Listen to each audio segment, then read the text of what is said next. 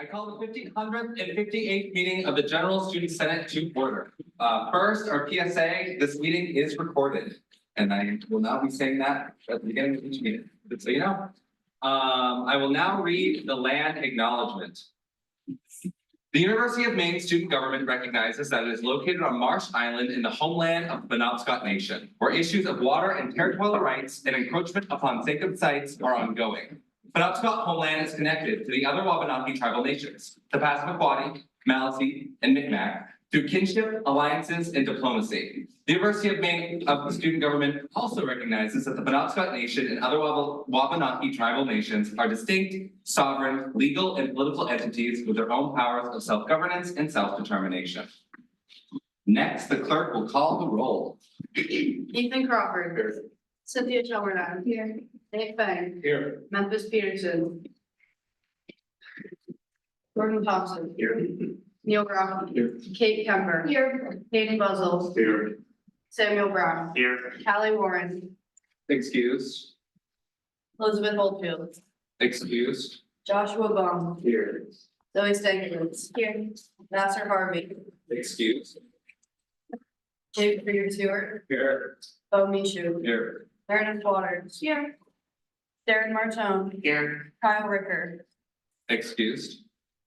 Sean Bernie. Here. Tim Berger. Here. Madeline Howard. Michael Delores. Here. Stephen Tripp. Here. Paige Allen. Here. Miles Moore. Here. Julian Over. Here. Jacob Chaplin. Here. Hope Carroll. Okay. Camden Olson. Here. Olivia Britton. Here. Riley Mills. Here. Tristan Fred. Here. Amanda Levesque. Here. Jacob Wagwitz. Hannah Blanchett. Excused. John Guzman. Proxy. Emery Clifford. Cass Blair. Here. Hilda Merchant. Here. Danny Tanaka. Here. And Lauren Tanaka. Here. All right. I am now looking for approval of the 04/02/2024 minutes and this agenda. Vice President-elect Peterson. I move to approve the 4/2/2024 minutes and decision. Second. If that's the pleasure of the Senate, that is adopted. You'll be once again skipping the Robert's Rules to delete because I have run out. And we'll be entering general good and welfare. Any non-member may address the GSS for not more than 5 minutes.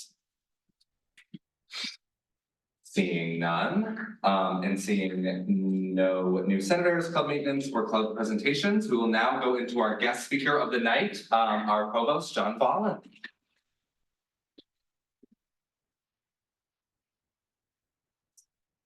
And the floor is yours. Look at this, it was nice. Well, hello, everyone. Do I have to stand behind here or can I just kind of come up? Whatever you want to do. So hello, everyone. It's nice to meet you in person. It's interesting. So 4 years for me in August that I've been here at the University of Maine as the provost. What's a provost? What's the answer? Yeah. Academic affairs, you want to go for it? Oh, that's me? Yeah. Okay. Academic affairs and all things about it. Yeah, that works. So my other title is Executive Vice President for Academic Affairs. Right, so and provost. So the president is the chief executive officer, right, the CEO. I'm the CAO, so I'm the chief academic officer. So and I guess I'm the only executive president at the university. And so all of you are getting a major in something, whether it's department or school. And that reports up to eventually a dean of that college. So some of you are in CLAS, some are in life health, et cetera.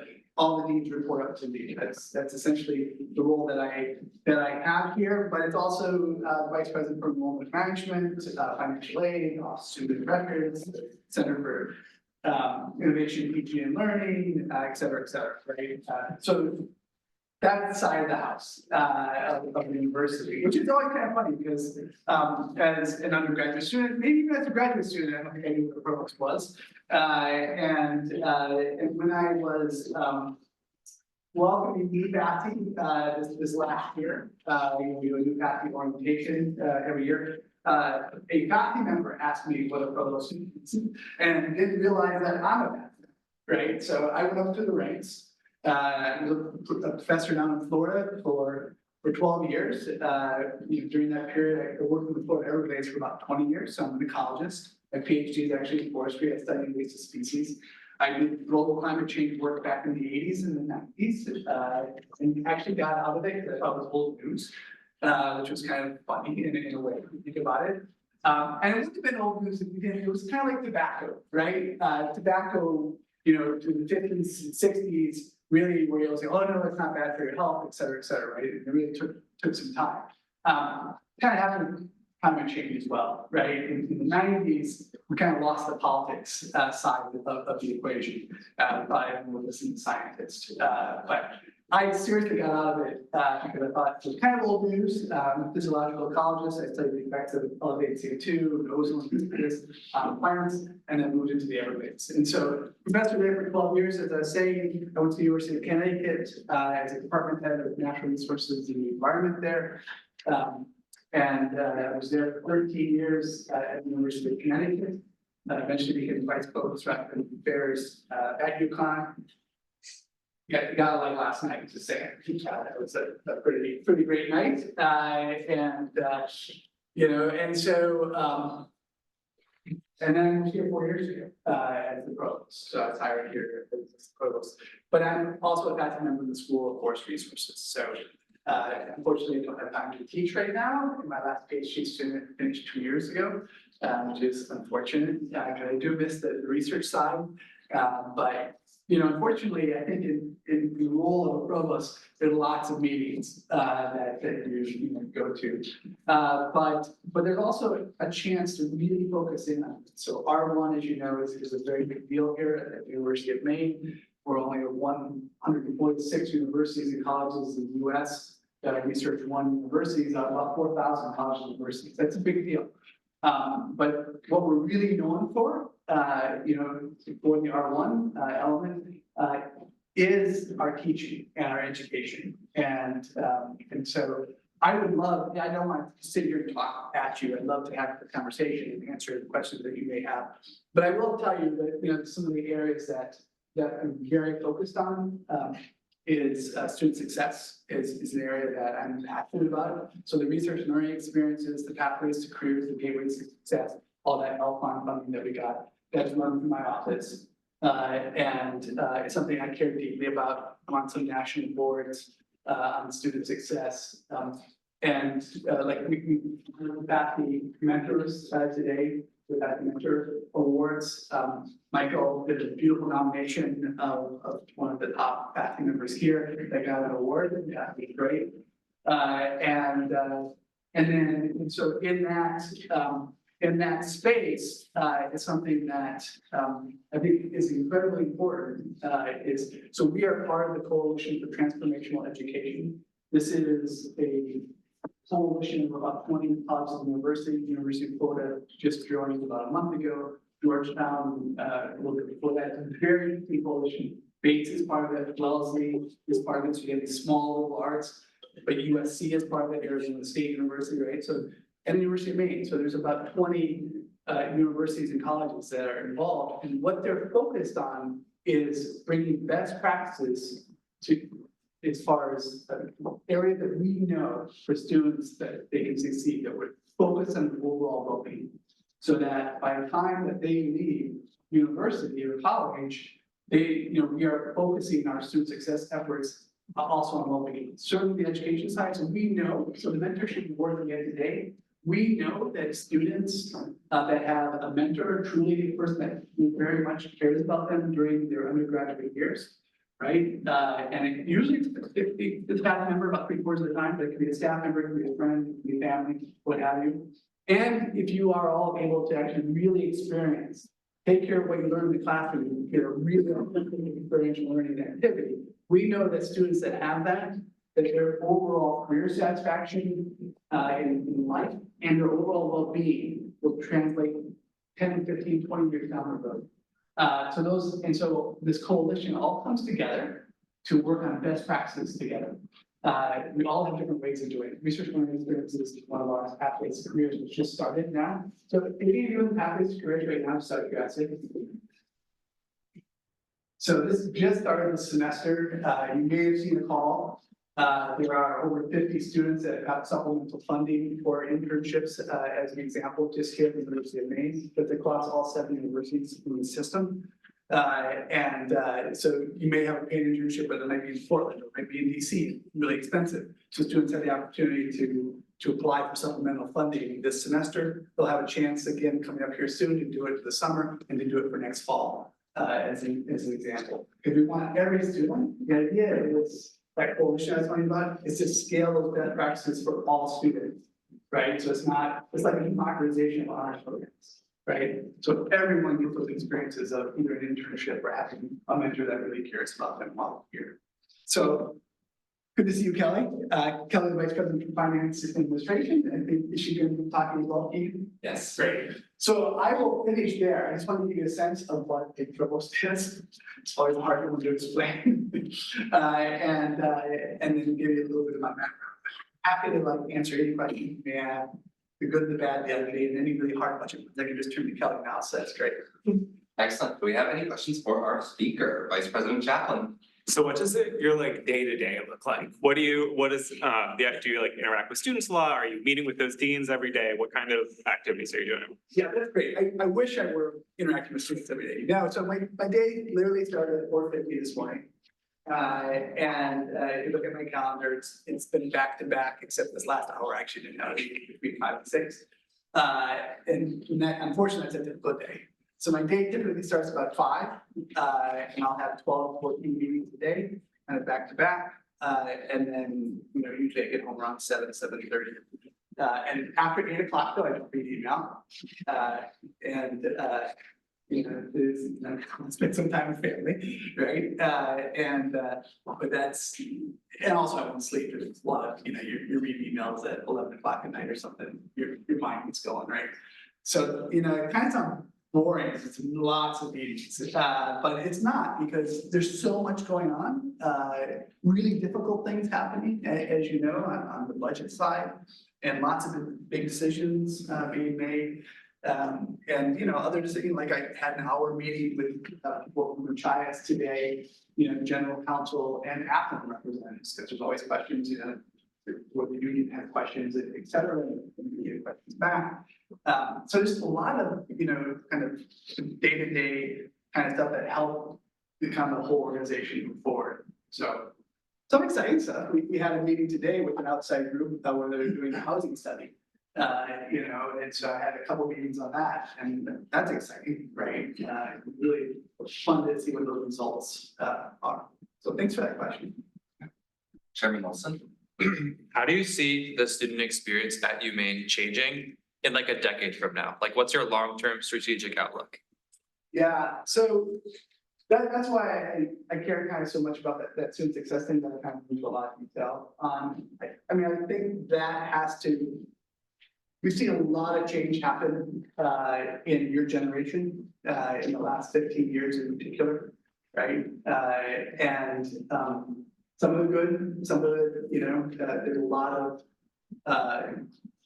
discontentment, a lot of high school students no longer going on to college. It's not just the cliff that we're talking about. It's like a higher percentage are choosing not to go on to higher ed. There's a misperception, or I would say an increase with the public perception of higher education, not perhaps worth the cost, not, the value of it as being a public good has gone down. So those things are very concerning to me, but the root for me is then how do we change that narrative? And if you change that narrative is that every student has the best practices that I'm talking about. If they truly come here, they find that sense of belonging, they find that sense of community. That's really, number one for me. If you look at the research learning experience as an example, when we started that in 21, we had 1 in 10 first-year students, start that. The next year we had here at maybe 20%. This last year we had 30%, right? They're coming for that first week, and they're, that's really a time of connection, finding your first friends, things like that.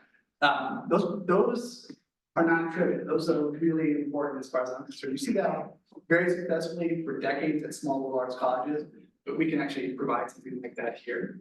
So for me, it's really want to make sure that, Bates has this thing called purposeful work. Have you all heard that? They're kind of known for purposeful work. I think our pathways to careers are like that, where we want students to be able to be in very meaningful, all majors are meaningful. I think there's liberal arts under the assault right now. But the data actually show that there's no reason for them to be under assault when we look at their jobs, et cetera, and prospects, down the road. So for me, it's making sure that the students do have those experiences so that they can get into the career that they're interested in. Thank you. All right, are there any other questions for the provost? Very good. I heard some rumors of increases in tuition bills, and I'm concerned about that, especially since with what people are really struggling these days with making ends meet, and I'm just worried that even if I'm a field reporter, people might not be, and then the college will continue to struggle with people. Yeah, thanks for that question. That is always, this balance that we're looking at. Access and affordability is the area that we really try to focus on here at the University of Maine, way before I came. And it's been, it continues on. In the last 12 years, 8 of those 12 years, tuition did not, get increased. The thing is, the cost of running the university does increase, inflation costs, et cetera. It won't all fall on students, but it's just kind of, you look at it. In fact, you can ask this good question for Kelly. You can approach it in many different ways. We are very much though, in the forefront of our is the affordability and accessibility. We are the most affordable land grant in New England by far. As an example, if you look at the financial aid that we give as well. So sometimes, if you go and you see the calculators, that every university needs to do the federal calculators, what the cost is, as an example, you will see that we're the lowest cost of the New England land grants. But not only that, when you actually look at the financial aid that we give, which you don't see that as part of the calculation, when we look at the financial aid that we give and compare it to the other land grants, we are by far least expensive, and hopefully it's an exceptional fund. So, but I do hear what you're saying. We're never interested in like that, likely, and it's always in lots of conversations. Yeah. But thank you for that question. Representative Britton. I was at the board meeting this weekend and I learned about direct admissions in more detail than I'd heard before. And I was wondering if you could speak to your role in that and how that will affect the future of RLEs and student engagement. Yeah, so direct admission, if you don't know about it, it is something that started about a decade ago, really kind of in Idaho, University of Idaho was one of the only land grants actually that has direct admissions.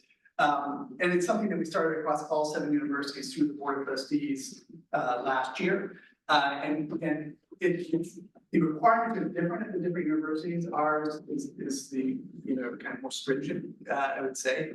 But it is what it is. But it's for right now, it's for early college students that have like a 3.0 or higher. They're actually directly admitted into the university from their junior year, right? The senior year, we're talking about going down to the junior year, for the senior year. So as they enter, they actually get a letter saying that they've been directly admitted to the University of Maine. Some might say that, well, is that going to hurt our brand, things like that. We're a pretty open university. We have very high acceptance rates here at the University of Maine. I think sometimes people will look at that and say, oh, well, that's bad quality. Well, I hope none of you around this table feel that.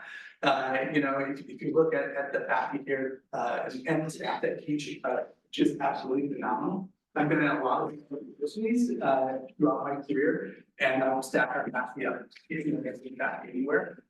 So I think it's pretty phenomenal. But that is it indicates that that's the way it's done. It's you're directed, so people are getting letters that they're directed.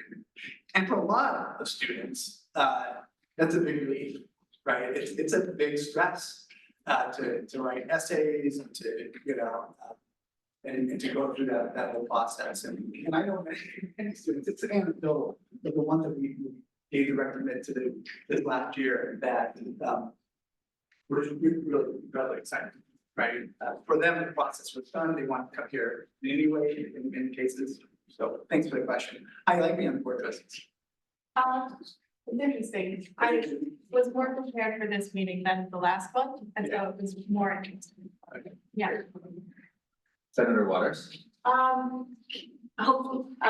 love to have you back probably next semester. By next semester, could you tell us and look for the numbers of how many directly admitted students are accepting that admission and attending the university? Yeah, we're definitely following all that.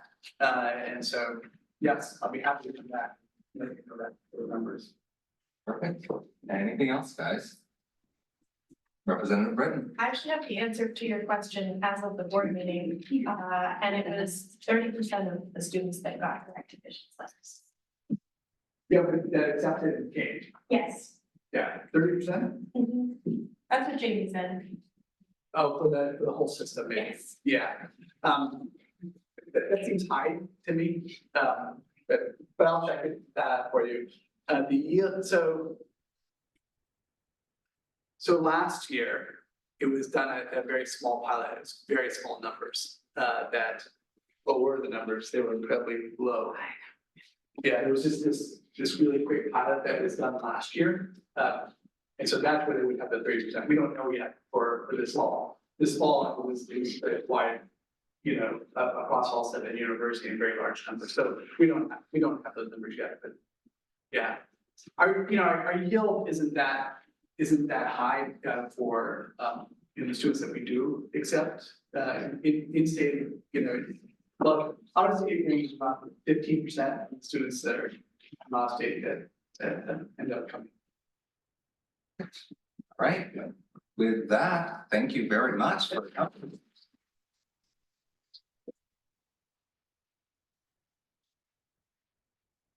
Senator Kemper. I move to suspend the rules to add city proposed members to our guest speaker section. Second. If that's part of the Senate, that's adopted. We'll move into a period for discussion on the motion. Debate. All right, all those in favor? All those opposed? All those abstaining? Seeing a clear majority, please welcome Kelly Surprise. I want to acknowledge, I know that I was supposed to make that earlier, so thank you for having me. I was actually sitting in focus groups with graduate students and I didn't want to get up because it was really good conversation about student housing. So thank you for having me and having me.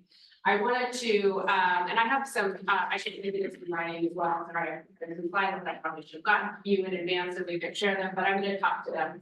I wanted to, and I think your question, I don't know your name. Okay, sorry, No, that's all right. I wanted to thank you for your question, and I really wanted to come and talk about budget, tuition and fees, because I think it's a hard conversation. It's also a really important conversation for us to be transparent about institutionally as we go into this budget cycle. And I want to thank Paige and Olivia for initiating ongoing conversations with me. We've had a couple so far this year. It's been equally, I hope it's been helpful for you. It's been really helpful for me to hear and understand the questions and needs that you have as students. And I hope to continue in those conversations as we go into the next year with Olivia and with our new VP coming into next year. We don't have them yet. You don't have them yet. You haven't voted yet. To whoever that may be. So tuition and fees for next year. We are looking at making an increase. So across the board for both undergraduate, residential and non-residential tuition, we proposed a 3% increase.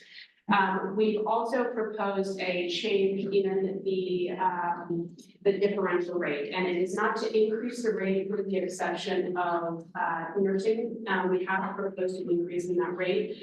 For business and engineering differential tuition, what we have proposed is that right now, students who are business students are paying a semester differential for the entire semester, regardless of the number of student credit hours you're enrolled in. What we proposed is that is now aligned with tuition that it's paid at the differential rate. In our calculations, if you're taking 15 to 16 credits a semester, it will not be an impact in your overall tuition. However, for students who are a non-business major who is taking a business class for the first time, you will pay that same rate that for that course that a student who is a business major is paying for that course. So we're looking because the cost of delivery for business and for engineering is higher than the cost of delivery of our other programs. We're looking to align that for consistency's sake. So for those of you who are non-business majors taking a business class or non-engineering majors, there will be a cost of attendance increase. In addition to that, we have looked at the infrastructure and the technology fee, and we've increased it to include an infrastructure and technology fee together. And the reason for that is that we would like to start making specific investments in student-facing spaces with that fee to underwrite improvements. Specifically for next year, we will be replacing the HVAC systems or the heating and cooling systems in a Bennett Hall lecture wing to make that space, the lecture, in particular the lecture hall in that room, more comfortable all year round, both from a heating and cooling perspective. That's one of our most highly utilized classrooms. Over the course of the day, most every student has some class in there through their time at the University of Maine, so that's why we prioritize that space for this next year. I think we have our space committee representative is here as well, and we'll be working with our space committee then to prioritize the use of those funds for the following year. So we'll really be looking, this year we wanted to make sure we got it underway so we can do some work over the course of the summer for that space. But for the following year, that's the process and the governance body that we'll use for prioritization for use of those funds.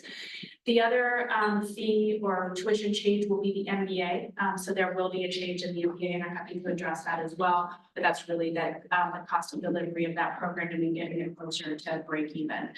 I wanted to make sure that you were all aware of that and offer the opportunity to have questions about it. In coordination with student government, we would also like to host a more deep dive into the budget specifically around student questions and concerns. So we're planning a conversation for April 26th at 4:30, 25th at 4:30. So that we can really have an opportunity to talk about your questions and concerns and priorities around budget allocations for this year. And as we look towards, we're already looking to the next fiscal year, so towards FY56, FY26, which would be the fall of 2025. So looking to engage you all in that process. And I will pause there, and I'm happy to answer questions. Senator. Oh, sorry, I'm not speaking. That's okay. Senator Waters. Students are and you didn't mention it, so I'm hoping that means that you guys might have reconsidered it, but the increased online class fee for students that are taking online classes, I'd like for you to speak more about that in this space and let me know how disappointed I am to hear it, especially considering that students that are in person don't have the option to not take online classes because they're required to complete their degrees sometimes and they're only offered online. So I'd like for you to elaborate to the room a little bit about online class fees. Yeah, thank you for sharing that. I did forget that one. We will still be moving forward with our recommendation to implement. So right now, there is an online course fee for all students that are fully enrolled in an online degree program. The cost of delivery of online programs, I know it sounds hard to believe, but it costs more to deliver a program online. So we'll be also adding that fee to any course that's delivered online and not just those that are specifically for a person getting their major there. And I understand and acknowledge your concern around that, and thank you for sharing that. Representative Frank. Hi. You mentioned that for majors and non-majors, there would be a difference in the cost of attendance, but where do minors fall into that? I'm sorry, it will be for any course that is the course associated, it'll go with the course indicator. That course will be at the, with a differential tuition associated. And it will be consistent for anybody taking the course. And I do apologize, but when you say the course, you're just talking about MBA programs? No, an undergraduate business course or an undergraduate engineering course. So if it has the course indicator before it, it will have that differential fee associated with it. Thank you for your time. Senator Rocky? Just curious, will the amounts of merit-based Fulbright scholarships be adjusted to match the increase in tuition? So the answer is sort of, they don't go directly in line with the cost of attendance, so those people who are getting a needs-based award, those are in line with the total cost of attendance. And anyone who is getting their tuition and fees are fully covered, that will continue to be fully covered, including that and cost of increase associated with it. The merit-based awards are really designed around your incoming profile, your IB, your credits, your overall GPA test scores. So that's based around that profile, and they're awarded based on that. We have looked at those amounts in line with it, but I can't say that it's directly proportionate to the cost of Okay, Paul? Do you know specifically for the National Merit Scholarship, how is that calculated? You know, the answer is total cost, the total coverage of your overall tuition will cover 100% of that. It can be what that doesn't change. Senator Kemper? I was wondering, this is not like pertinent to undergraduates, but will this affect graduate assistantships coverage at all? No, there's no change in undergraduate tuition other than the MBA and their graduate assistantship. For those who've been offered a graduate assistantship, it still covers their total tuition. And I'm gonna put this out here just for right now. Technically, for guest speakers and everything other than executive reports, questions are open to only members or proxies. So I'm gonna just put that rule out here to begin. Are there any other questions for CFO? Yeah. I thought it was more.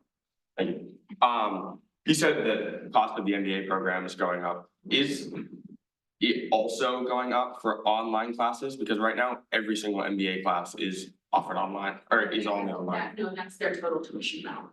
Okay, so just the total tuition that's going up. Thank you. Chairman Olson? How did you guys settle or not, like as a group, how did the 3% number like come about in brief? Was it just kind of like a balance or was it like set, it was like a qualitative amount that you need to like achieve? No, in this case, it's recommended in the system level. For the undergraduate residential tuition, we decided to align it and make it consistent for the undergraduate non-residential tuition. We look at the differential, so that was recommended by the system as the increase of all the universities in the system of Maine universities. We then looked to align that we could ask if we wanted to increase that more or less. We chose not to. We looked and looking at the land grant tuition across our competitive set, we believe that to be the right amount. We then looked at the differentials. The differentials are really around the cost of delivery of those programs, and we looked to assess them. It was what's happening with the business program, and the reason that the business and engineering programs, the reason we chose to change that is if a student's taking 6 credits in business, they pay the same differential as someone who's taking 18 credits in business. And so we were looking at that to align that at the number of credits levels. So it's less about an increase in that case and more about right sizing it around the cost of delivery of the course. Thank you. There, Senator Bowman? When do you think the next year that we'll have a tuition increase is gonna be? I don't know yet. That's a great question. We will get through this cycle. The system generally provides guidance on that, and they don't generally provide that until October of this year. Senator Issue? Are other University of Maine schools tuitions increasing or only this one? They are all increasing across the system. In some cases, for the University of Southern Maine is increasing more than University. Representative Britton? Can you talk a little bit about the decisions that will be made based on the outcomes of the housing committee that students are invited to? Yeah, so housing committee, and if any, there's still opportunities, if you haven't had a chance to come to a focus group, there are still opportunities tomorrow to attend. So happy to send that information out. So what we're doing right now, and this is the first week of it, we did have Gordian, one part of the consulting group, come in and do a physical state assessment most recently. This is the first week that we're starting to collect feedback. So we've been sitting in a room through most of the course of the day. It's been amazing listening for me. We've listened to both administrative groups, submissions and recruitment, for example. We've had graduate students, we had undergraduate students, so different student populations. We'll compile that information along with quantitative information, so we'll also be sending out student surveys. There will be giveaways. We would love to hear you tell us what your housing needs are very specifically through that survey. We'll also be doing a market assessment here in Orono, Old Town, surrounding communities, looking at available housing, looking at pricing, looking at what the options are. We're also doing this in Machias, just by way of information. We'll then, over the course of the summer with a working group, we'll be pulling that information together and starting to make recommendations. The key outcomes from that will be a revised housing master plan for the campus, which essentially is which housing buildings will we tear down, which ones will we renovate, where will we build new, and what kind of new housing do we want? And we'll talk about what kinds of housing environment do we want? Do we want multifamily apartment style living on campus, or do we want more first year freshman style housing with shared restrooms on the floor and no kitchens? Probably somewhere in between. So we'll be laying that out. We'll also be laying out a 10-year capital plan and financial plan that will go into our overall 10-year capital plan. So that's essentially how much can we afford to invest in housing as a part of our plan, and what are all of our other needs as a campus. So we'll build that into a revised master plan. We will also specifically be looking at the next level of renovations for Hancock Hall. This summer, we will be doing single-use bathrooms in there. That's just a first step. We'll be looking specifically at that building to say, what amenities do we want to bring into it? What other kind of shared spaces? Is there additional bathrooms or different type of housing stock? Do we need kitchens in that building? What can we do with that building to have and offer a different type of housing environment for students that will become our first project? So they're taking that particular building into a slightly lower level of detail. We're doing the same thing in Machias. We also have a building down there that we're looking at, and then we're doing the same type of study for Machias. And so those in the fall will be able to share that information. The working group will be with us over the summer. We'll be able to then share, and Keegan is with us through the summer. Thank you for sticking with us. And we'll be able to present those findings and then get student feedback in the fall before we make any final decisions and put those into our plans for the future. All right. I was going to entertain one more question for the sake of time, so I will give a moment to do so, if anybody has one, but it didn't look like any hands shot up. So with that, thank you. Oh, sorry, yes. So so like all these like surveys and like getting student feedback, is this gonna continue into the fall? Or like is it gonna end after like this summer and it's gonna be implemented? It's gonna go out in the next week, and we're gonna get that feedback here in the next couple of weeks before we get into finals here this spring semester. We'll be able to bring that data with the focus group data that we're doing this week, and then work over the summer to turn that into recommendations that we'll bring back in the fall. And in the fall, we'll have recommendation or ideas of what a conceptual master plan and financial plan associated with that will be. And is there like student involvement within like once the recommendations are made? Yeah, so we'll bring that back in the fall. So the goal is that we'll do the sausage making over the course of the summer. And sorry, I did vegetarian, that's a terrible analogy, I will use it again. We will do the working over the course of the summer. And then in the fall, we'll be able to say here, it might be either here are 3 scenarios that we're considering what your feedback on that. So it's still be an additional engagement opportunity. Well, thank you for visiting again and addressing this on a pretty important issue. We appreciate it.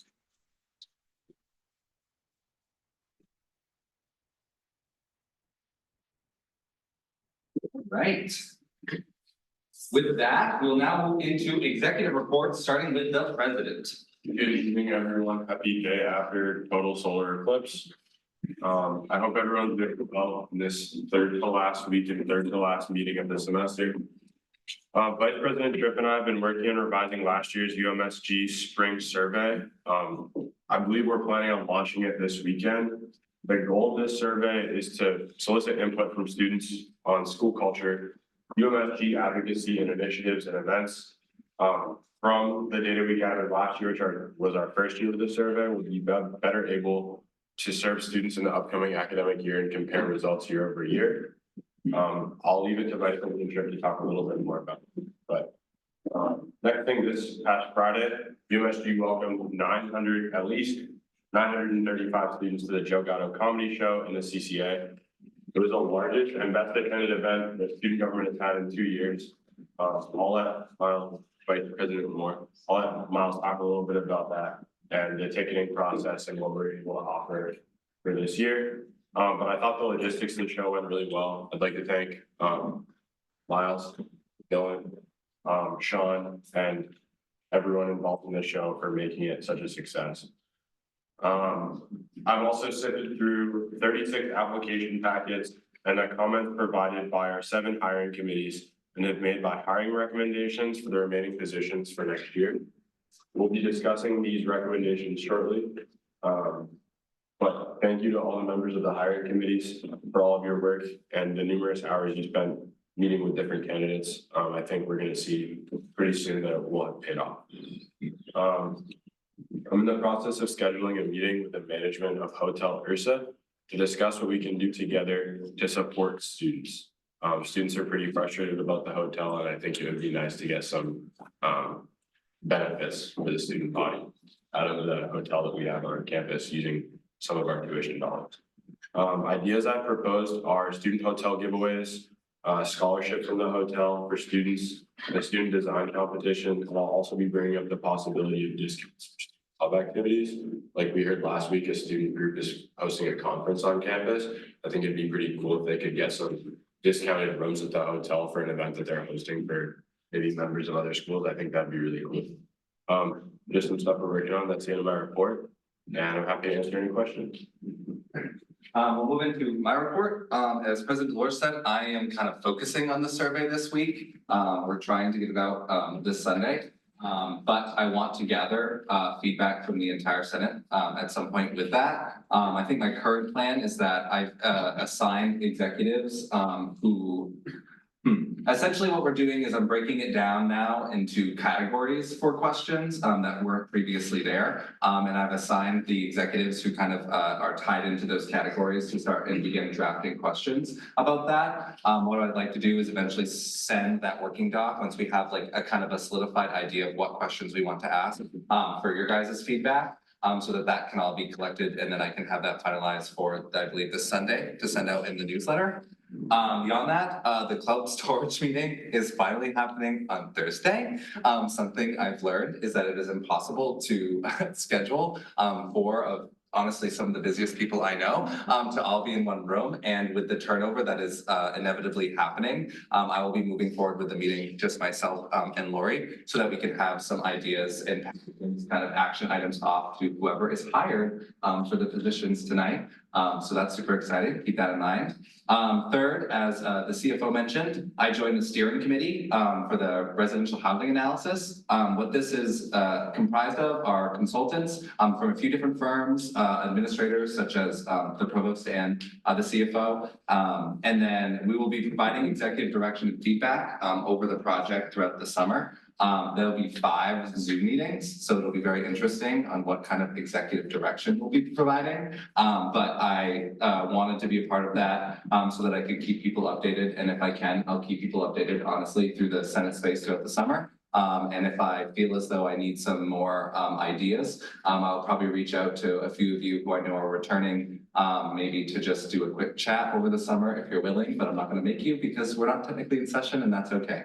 And then lastly, the chair of the Board of Trustees, Trish Riley, who is supposed to be our guest speaker next week, is no longer attending.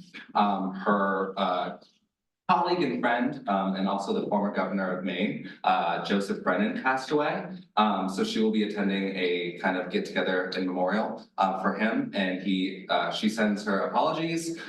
She reminds us of how highly she holds UMSG near and dear to her. And we've already discussed plans of rescheduling for next semester because I would like to get her here eventually. And that is the end of my report, and we'll move into the Vice President for Financial Affairs. Hi, everyone. ABC was very busy last night with 16 funding requests.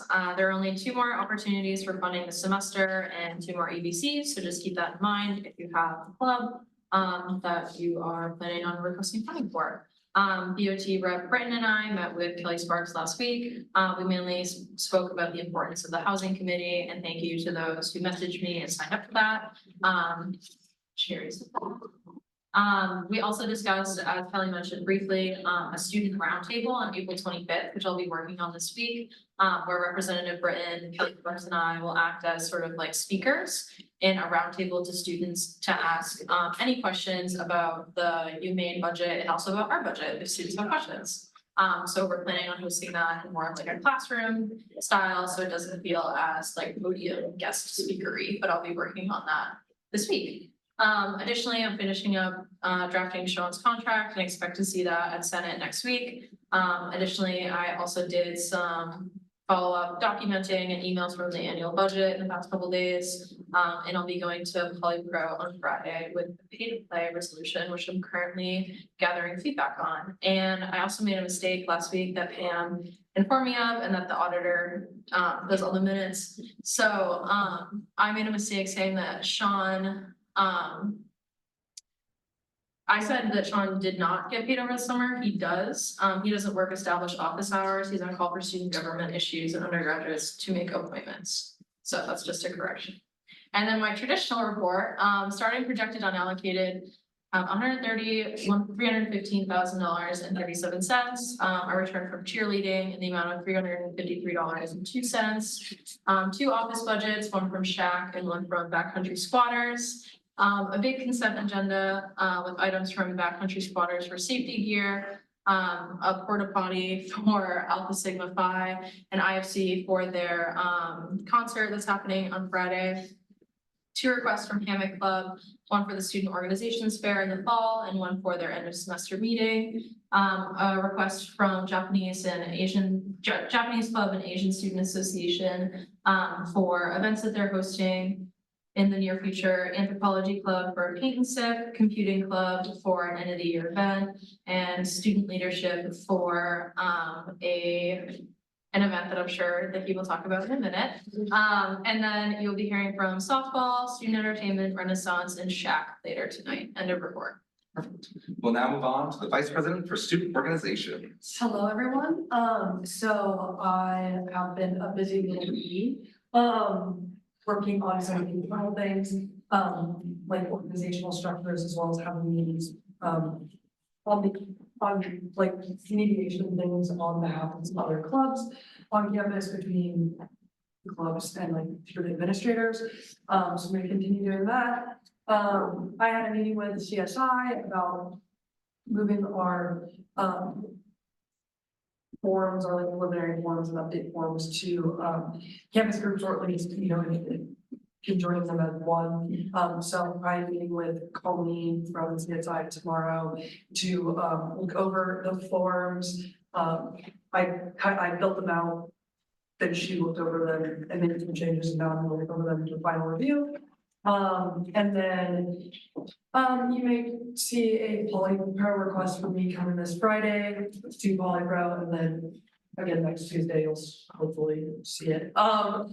And yeah, so SOC is functioning as normal tomorrow, so senators, I will see that. Perfect. We'll move on to the Vice President for Student Entertainment. Hello, so Go Gather Show went very well. Thank you for the shout out, Michael. There are no hiccups. Like you said, at least 935 students came. There's not that much else to say about that, but feel free to ask questions during question time. And if you want to have a big conversation about it, SEC, that'd be a great time to do that. Right now, we are working on the food trucks for the main day of service. Hopefully, we can announce what they are next Tuesday. That would be great. Right now, the plan is still 5 of them, and all the food is free. End of report. We'll now move on to the Vice President for Student Leadership. Thank you to all of those who attended the leadership retreat last Friday. I really appreciate all your participation in the different workshops. And thank you, Michael, for President Delorge, for coordinating the alumni panel. But I was honestly really disappointed and a little disheartened with the lacking attendance, especially among the many senators who RSVP'd for the event. I put a lot of time and effort into designing a retreat based around the needs of our group. And only having about 9 out of the 24 people that RSVP'd showed up definitely threw a little bit of a wrench in things. But again, thank you to those who did show up. As Vice President Allen mentioned, we're coordinating a leadership workshop with CSI this Thursday from 12 to 2 in the climbing gym at Maine Bound. It's a sort of experiential learning workshop that they run. And we would love to have 5 UMSG members attend that. Please let me know if you're interested and available to attend that. Working on promoting the Paint to Pill Bottle event and the campus cleanup we are doing with Green Campus Initiative on Earth Day. Let me know if you want to be involved in either of those. DOC Carol had an idea to do a sort of photo shoot or video of me and please God, some other members of UMSG picking up trash and cleaning up the campus to sort of promote it on Instagram. But please let me know if you also want to participate in any of that. And then for the rest of the semester, the other project we're gonna be working on is the syllabus bank, getting it to a point that I'm happy with handing it off to the to VP Tripp and a few other members to take on for next year, and the launch model. And then I'll also be like consolidating all of my materials for onboarding the next VPSL that I hope we hire tonight. End of report. Nice.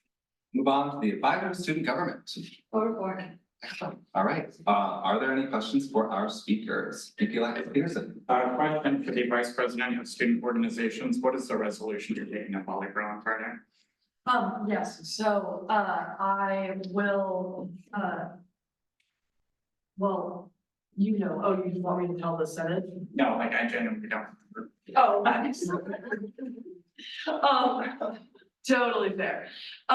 So in our efforts to kind of compromise with CSI, their member count for, active clubs is 5 members. Oh. But we have a, we have a 2-part process. So the idea of knocking our preliminary requirements down to 5 members, and then still having obviously the final recognition be 10 members. And we felt that this was something that wasn't going to affect us dramatically because clubs don't really unlock the benefits of UMSG until they are finally recognized. But that preliminary being lower and would help CSI and might help us onboard clubs that are just looking for some like more advertising power and things like that. So it will be well, again, what it's called. It will change the student organization recognition policies. For anybody who does not know that fun acronym. But yeah, I will see you all Friday. And the SORT takes 2/3 to amend, just so we're all aware of it right now. Yes, thank you. Any other questions for the speakers? Advisor Sidelko. I'm just curious about the housing committee that they brought up, or if sorority housing was brought up into that. Yeah, I actually brought it up today. Excellent. And I pointed out that all of the residence halls that they're gonna be looking at and renovating, that a lot of them house sorority meeting places in the basements of them. And I will make sure that that is kept on their radar. It seemed like it was something that the CFO had already spoke to them about. So it was familiar, but it did look like it was like a reminder. So I will continue to remind. Because that is important. They also talked about potentially, or at least they mentioned that the university mentioned about the whole Greek park or a Greek village, yes. But again, it was very much a get to know meeting. Yeah. So the follow-up, so the sororities have put together an entire plan, so maybe it would make sense to think about asking somebody in sorority life or to one of the undergraduate sorority students. I did ask the sorority, I asked both of the Greek life members when Kelly and I brought it up to them. They read my message and didn't respond. I will find you someone. Okay. All right. Senator Brown. Speaking of the housing thing, has single person dorms ever been like kind of like a conversation parroted by anyone? Single Like individual, like one person instead of 2 people in a dorm room. I believe they exist on campus already, but it definitely is something like they're going to be looking at the types of housing that students want. And they're gonna be looking from regular, like two-person dorms to singles, to apartment style living, to community style living, a bunch of experimental stuff.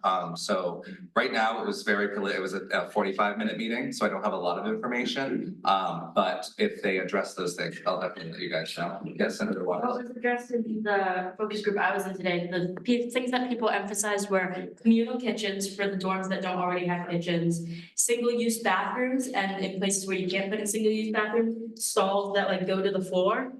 Bare minimum kind of stuff. And they did mention that singles weren't really mentioned, but there are actually a lot of singles on campus for next year, so I don't think they found the need to mention it, but single-use bathrooms definitely mentioned quite a bit. All right, any other questions for the executives? All right, we'll now move on to periodic reports, starting with the faculty, Senate, student rep. Hello, everyone. So I had a faculty senate meeting last week. And again, there wasn't a ton that would be relevant to the student body, but just to keep us up to date on what's going on with faculty, Associate Provost of Student Success and Innovations, Dr. Dilling, came presented on his successful student success initiative that has been running through the Navigate app, I believe. And that, you know, if anyone is interested in the details of that, I do have the report from that, but there's been a pretty significant increase in like getting students help through the portal for that. And then they did a lot of internal minute approvals and motions. And those were the things that made us really good and important. All right, we'll move on. University of Maine Board of Trustees, student rep. Hello. I attended the board meeting this Monday, as well as the student rep orientation meeting that they've been trying to organize kind of for a year now, happened on Sunday. That was really good. I was really happy with it. I got a lot of like history of the board and how it came to be, and a clear understanding of what they want from me as a board member or as a board rep. And then in the meeting, as last time, my full notes are uploaded to the drive and it's pretty long, so I'm just gonna do some highlights. There were several students from Orono who spoke in the public comment section on pertinent points that I appreciated seeing in there, and it was in Augusta, so they drove, which was cool of them. I don't know if you've noticed all like the school buses on campus. That's a partnership with Tyler Tech, who is like funding for middle and high schoolers to come visit the campus and learn about specifically the STEM programs and like get to check out some of the research happening, which I think is kind of cool. Also, Julia Gagnon, I don't know how to say her name actually, is a USM history student. She's on American Idol right now and is like winning. And it's kind of cool. And we can all vote for her in the next round if we feel so inclined. There's like a phone number that we can text line 4 to vote for her if we want to. I don't watch American Idol, so I don't really know like how that works, but I thought I would pass along. That's kind of fun. I was gonna talk about direct admission, but then the provost had them speak about it instead. All the tenure nominations were approved, which was like 19 of them, I think, so that was cool. And then part of the UMaine COVID relief fund that was kind of left over has gone to grants for research, particularly in mental health and rehabilitation funding related to COVID issues or like outcomes of COVID. So I thought that was interesting and cool. The previously balanced, all the budgets were balanced in the projected plans. In the updated plans, UMF is over $300,000 again, but then UMPI is $145,000 in surplus. So system-wide, it's like 150 deficit right now. All of the funding requests or approvals that were required for Orno infrastructure changes, those were all approved. We got everything from the board meeting, and then my office hours are Thursday from 1 to 2 this week instead of Wednesday. And report. Excellent. We'll now move on to the chair of the Fair Election Practices Commission. The inauguration is next week at the same time. Be here. I will buy slightly fancier food. I made like a plan and timeline for the inauguration and sent it to all interested parties. I'm meeting with him about that tomorrow. In addition, I am looking into the future election for one student group, and a previous election for another student group. I've yet to get a response, but I'm going to re-email them and copy pertinent people on that, but I'll talk about that when we do all questions. Perfect. We'll move on to the student legal representative. Sean negotiated yesterday for a criminal charge to be dismissed in exchange for a 3-hour diversion program. So, the legal way to get Perfect. Representative to the Graduate Student Senate, does anybody have that report? Seeing none, we'll move on to the Orono Town Council Liaison. Okay, the meeting was quite short, but during this meeting, the town reappointed a vast majority of its boards and committee, basically what we're doing here tonight. And the council also moved to purchase 2 Safe Space Evolution 15 driver feedback signs. Those are the signs that tell you how fast you're going and to slow down. And report. Old Town City Council Liaison. No report. Okay. Representatives of Military and Veteran Student Affairs. No report. Right, Director of Communications. Hi, everyone. The event that VP Tabla mentioned, the campus cleanup on Earth Day, April 22nd. I'm working on designing and ordering T-shirts for that event. So that will be first come, first serve for T-shirts. And then as VP Chaplin also mentioned, I'm looking to advertise the event a little bit more. So if you're interested in being a part of that, come talk to me or email me. Director of Technology. Howdy, y'all. All right, so last week, I mean, it was just a lot of meetings, different types of meetings. One with marketing and communications. And the lovely way I have the student organization page will have to change eventually, because the plugin I use to make it is being, whatever the word is. Discontinued. There we go. That's the word. Yep, discontinued. Thank you. So yeah, I'm gonna have a fun time figuring that out.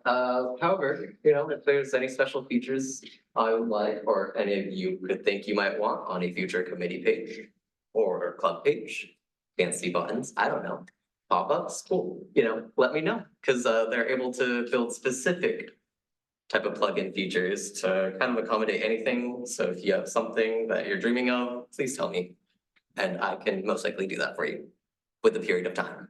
But yes, end of report. Perfect. We will now move on to the University of Maine Security Representative. Does anybody have that report? All right, we'll move on to the Center for Undergraduate Research Liaison. It's this week, this Friday. I look forward to seeing everybody there. Kind of report. All right, are there any questions for the speakers?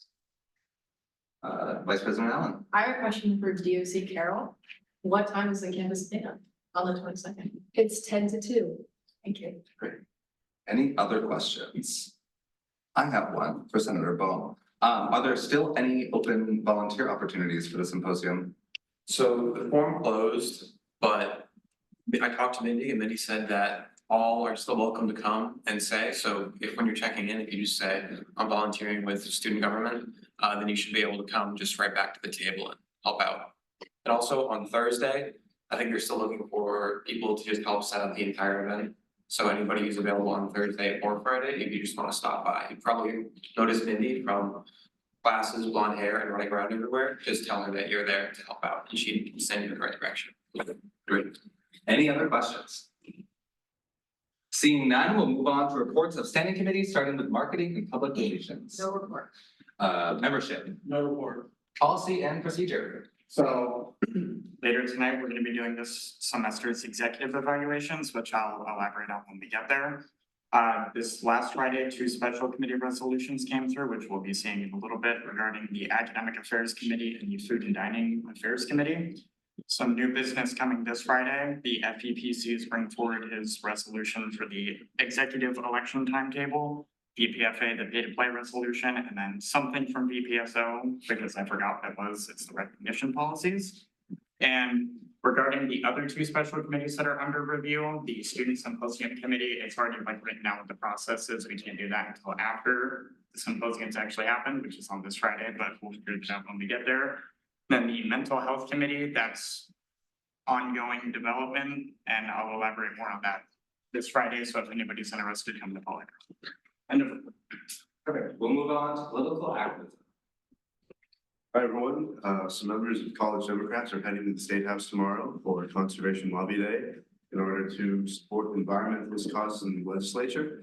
Additionally, they are hosting a meeting of the Penobscot County Democratic Committee on Saturday at 10 a.m. near the Bangor Room. Our college libertarians put up some flyers on campus cork boards and a QR code leading to a $50 gift certificate. They did that last week. In light of their preliminary recognition, from now on, I will be including the Nonpartisan Political Club in our reports. They wanted to impart that since their recognition, they have registered for the Student Involvement Fair in the fall, written their first policy recommendation, and are planning a whole host of events for the next semester. Good report. Moving on to services. Okay, this Thursday, I will be meeting with Concord Highway Funds, our the last Thursday we handled, to see if they are willing to entertain a deal with student government, potentially, who knows? And I'm also planning to meet with Dick Young later this semester, or really the next couple of weeks, to kind of, I've been planning to meet twice a semester with the time. So if you have any questions about like services, auxiliaries, services, anything you want me to bring up, let me know. In particular, I know there was quite interest when I brought up last time about I think non-relaxes. Inclusive access, Echo-Blacks, that's the one. So Dean Graham will be there, so you have questions about that, so you can talk about that in a while. Bring it to me and I'll bring it up to him as a report. Perfect. All right. Do we have any questions for our standing committee chairs? Going once, going twice. Moving on to reports of special committees, starting with academic affairs. Hello. Okay. Academic affairs had a great meeting last Friday. We got a lovely presentation from one specific student about library policies. We're working on the library loan policy and the student fees associated with checking things out of the library, trying to make it more fair and understanding. I shared more support for the online major minor change with the associate provost. So basically what Senator Thompson wrote in the paper about how you should be able to change your degree program on Main Street. The degree progress reports are inaccurate. I'm working on fixing that and I'm trying to figure out who runs them and how I can work on fixing that. I have been sent 3 different emails and then it sent me in a circle back to the first person that I had initially emailed, which was awesome. I'm voicing this concern and trying to set up a meeting with the appropriate parties and a report. Perfect. Moving on to, we're going to skip student mental health, undergraduate student symposium committee. Friday, go down, Friday friends. Great. Food and dining affairs. In 1 second, I'm forgetting what my notes app is called. Okay. Let's see, next year at Hilltop, they're discussing plans to open a U-Cook station. For anyone unaware of what that is, it's a system that they currently have at York where you can cook your own food and they have a selection next to it, so like eggs and other proteins and veggies. This will be where Hilltop Market currently is, as there will now be a market in Wells. Currently, they're just going through for approval and funding from the administration, as well as making sure the space has facilities for it, because apparently power is a big problem in Hilltop. I'm waiting to hear back how they will handle checking out at Wells next year after the news that Amazon walkout software is not actually AI and instead outsourcing work through cameras to South Asia. And the report. Perfect. All right. Are there any questions for our speakers? Senator Bowen. I have a question for Senator Bank. Yes. Do you know if they're gonna add any more like pans for like York? Cause a lot of them are in like scratched up and they're all nonstick and Teflon. So like health risks. Thank you. Perfect. Right, yes, Senator Kemper. Senator Waters, the degree. It's not broken, but okay, so if you go to Main Street and you're gonna do your degree progress report and you wanna find out if you're actually graduating, there's like a 50% chance it'll be like, you can't graduate, but you actually can because it doesn't understand how different courses relate to different gen ed categories. So like, let's say a gen ed category is lab science. It doesn't have every single lab science on campus, it only has some of them. Or like, if something is kind of could count for either quantitative literacy or science, sometimes the degree progress report only sees it as one. So try to figure out how to fix that and also just updating it. There's a lot of new courses every year and it doesn't get updated with the course catalog every year. So students like either A, think they can graduate and can't, which is the worst case scenario, or the best case scenario, can graduate and don't think they can. Yes, that scenario. Senator Martone. This is a question for Senator.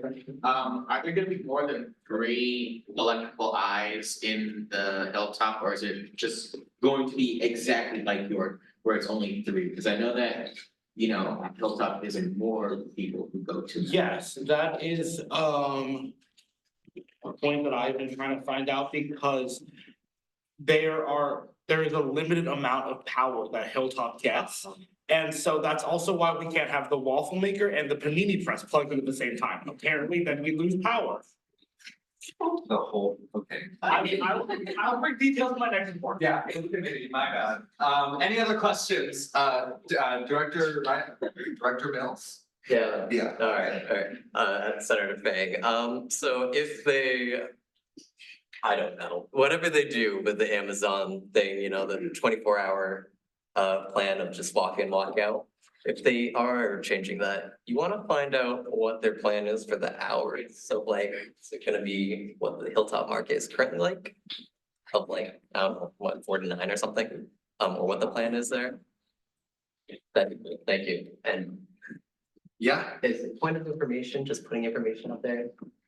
Point of privilege. Okay, point of privilege. I'll add on top of what Senator Waters mentioned of just because if anyone else's degree progress is similar to mine, computer science changed like some requirements, dropping a class that is accepted for a different type. My degree progress personally still lists an old statistics course, a 100 level, as being accepted for my degree. It is not. You are not supposed to take it. If you do, you will not graduate because you need a certain level of it. So if any of your programs have changed and you know, you're just going off the degree progress, I might still just check your undergraduate, like actual requirements on the website, because that might be safer. And that's it. All right, any further questions? Seeing none, we'll move on to representative board reports, starting with commuter and non-traditional students. Hey, happy to be here. We're working on finalizing the positions at which people have ran for with weekends. We are near the end stage, however, I do want to work with our amazing at BPC just to make sure we did everything the right way. And report. Perfect. We'll move on to the Honors College Student Activities Board. Hey, hello everyone. So made a blackout April 23rd, and it's exactly 2 weeks away. Kind of scary, but so exciting. We earned officially 56,000 meals with over 19,000 offers.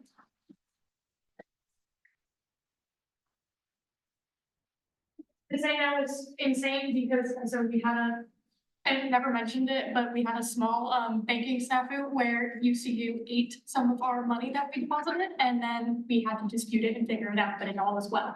But anyhow, up to the point. Anyhow, I spoke at the Honors 112 lecture today, and basically just talked about the event, and there were preceptors there, and even the preceptors seemed interested, and I'm going to now officially extend it to everybody. We're not sure how many people we're actually going to get from Honors 112, the freshman class, to come in and volunteer. So if anybody is actually interested in volunteering, I can give you times if you want to come in. I'd love to see any of you there. Now, as for actual Honors College things, Monday, obviously yesterday was the eclipse. Estabrook Lawn was full of Honors College students. I wasn't there, but I saw the pictures and it looked awesome. So that was a very successful event. SAB is holding one more event on the 28th of April. Next Thursday, the Resendes Ethics Lecture is going to be happening in Nutting, and the Resendes Ethics essay recipient is going to be getting their award there. And then the Honors College is also holding one more event. I believe it's like a last Friday finals type of thing. I haven't gotten any details and I still need to confirm some of the stuff, but that is the end of my report. Perfect. We'll move on to the Interfraternity Council. I have that report. But it's like within an email, so I need to know when it begins. Beta Theta Pi has its 31st annual sleep out benefiting rape response services starting at 6 p.m. on Friday, March 12th. This entails live music, food, Pia Brother, Dunka Brother, raffles, and more. In addition, Alpha Sigma Phi has its Stop Hazing concert and also starting at 6 p.m. this Friday, which includes raffles, a silent auction, food, and obviously live music. We'll move on to the Penn Hellenic Council report. Does anybody have that? I did get that. Seeing none, we'll move on to the Senior Class Council. So we have a fundraiser this Thursday, the 11th at Oriental Jade in Bangor from 4 to 9. Senior week is the 22nd through the 23rd, and the events are as followed. Monday is movie day at the Black Bear Cinemas. The movies that we're offering are Shrek 2 and Ghostbusters at 7 o'clock. Tuesday is cap decorating in the Walker Room from 8 a.m. to 4:30 p.m. Wednesday, we're doing a cornhole tournament at Orono Brewing Company at 5. Thursday is our bar crawl and arcade night from 4 to 9. We're starting it at Margaritas so that students can get wristbands and ID'd. And then Friday, we're jumping into graduation at the Orono Trampoline Park from 2 to 4 p.m. And there are 25 days until graduation. End of report. We'll now move on to the Student Athletic Advisory Council. So a couple things. We got a couple baseball games coming up, a couple softball games coming up, spring game for football. So be there. We might win. I think I think on the 18th, next week, I think it's a Thursday, we're gonna have the main event award show, which is an award show for athletes, just kind of celebrating, I guess, athletes give themselves awards, basically. I know that swimming has we've been doing swim lessons for kids, so there's gonna be a video coming out on that. So you might see my face, giving my lessons to my little boy, but yeah, and a report. Cool. All right. Are there any questions for our speakers? Once, twice. Moving on to Community Association reports, starting with the Student Heritage Alliance Council. Hi, everyone. I'm not John Guzman. My name is Ashley Wilson. I'm the current treasurer of SHAC and I'm the proxy for tonight. So for the report, during our SHAC meeting last week, we discussed the approved annual budget for the following academic year. We also discussed what version of our logo we will print for our stickers. So look out for that soon. Unfortunately, the planned SHAC, MBS DEIA committee, SHAC and Chat DEIA experience for April 10th has been canceled by recommendations of the Dean of the Maine Business School, Jason Harkins. The plan is to expand upon the idea for more next semester. In his terms, make this huge. SHAC is pleased to announce that we have a prospective University of Maine faculty member who is interested in being the new SHAC advisor. With the departure of Taylor Ashley at the end of the semester, Dr. Matt Graham is an associate professor of Information Systems and Security Management at the Maine Business School. He is the current chair of the MBS DEIA committee, who we were supposed to collaborate with for the event, and he has a DEIA contribution publication called Tackling Diversity Along the Many Dimensions. From John, as president, I believe he perfectly fits the SHAC advisor position. Finally, the SHAC executive team has been working hard to coordinate the SHAC multicultural formal plan for Saturday, April 20th, which I'll be talking about again a little later, and then I can just do the individual comments. Yeah. Okay, so for Hillel, they held their executive elections last week, and pretty much every club is participating in Springfest being held by the Sophomore Eagles, and they plan to sell pickles on a stick. So that's that. Spanish Club is having an upcoming event with Sherwin-Williams Khalsa, BSU, Farag, ASA, and Japanese Club will soon be hosting doing their officer elections. French Club, they currently went through an executive shift where their VP is now their president. Sam will be hosting their Holy celebration this weekend, and they will be having a raffle at Springfest. And then Mala UN had a successful tabling event in the Union last week where they gave away free Taiwanese snacks and had a poster board recounting their conference trip and displaying the culture of Taiwan.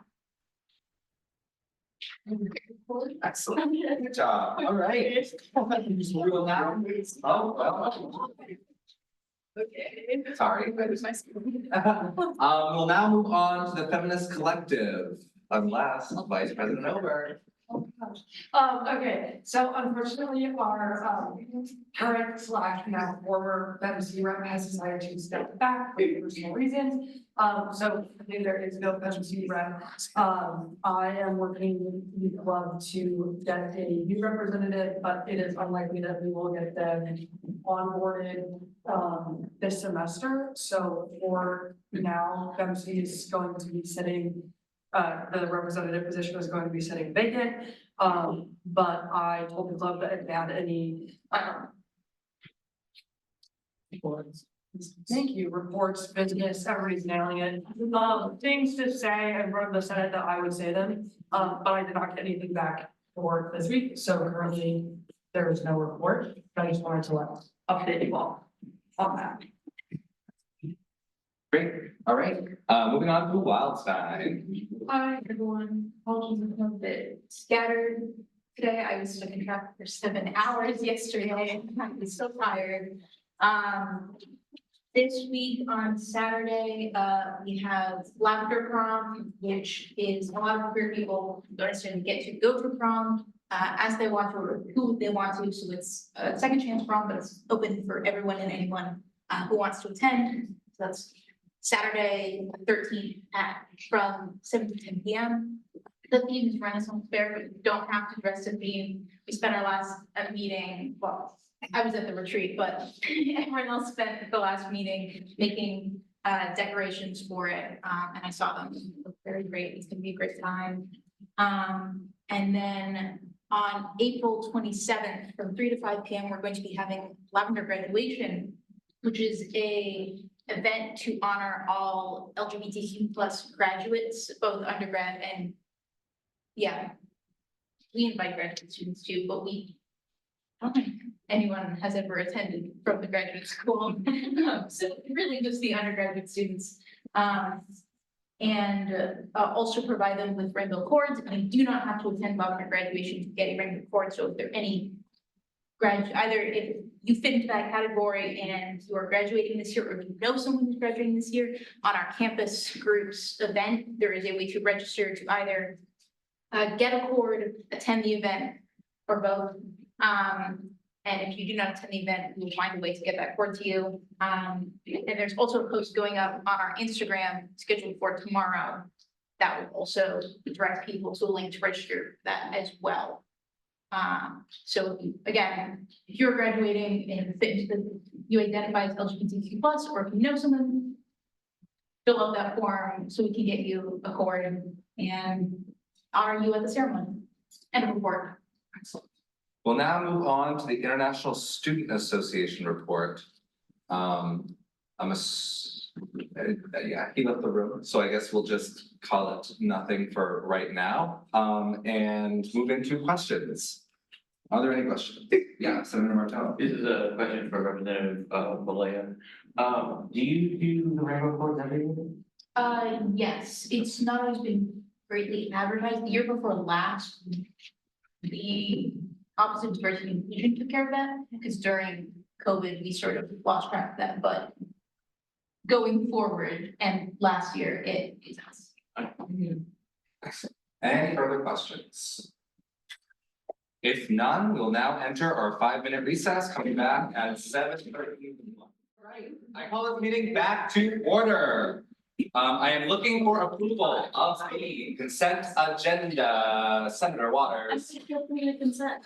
Second, if that's the pleasure of the Senate, that's adopted. We'll now move into new business, starting with 45S EBC 057 and act to allocate funds to the fast pitch softball for $3,990. Do we have a speaker? Back here. Excellent. And do we have, it is 57. Okay. Alright. I can hold that. We get back there, it's kind of dark back here.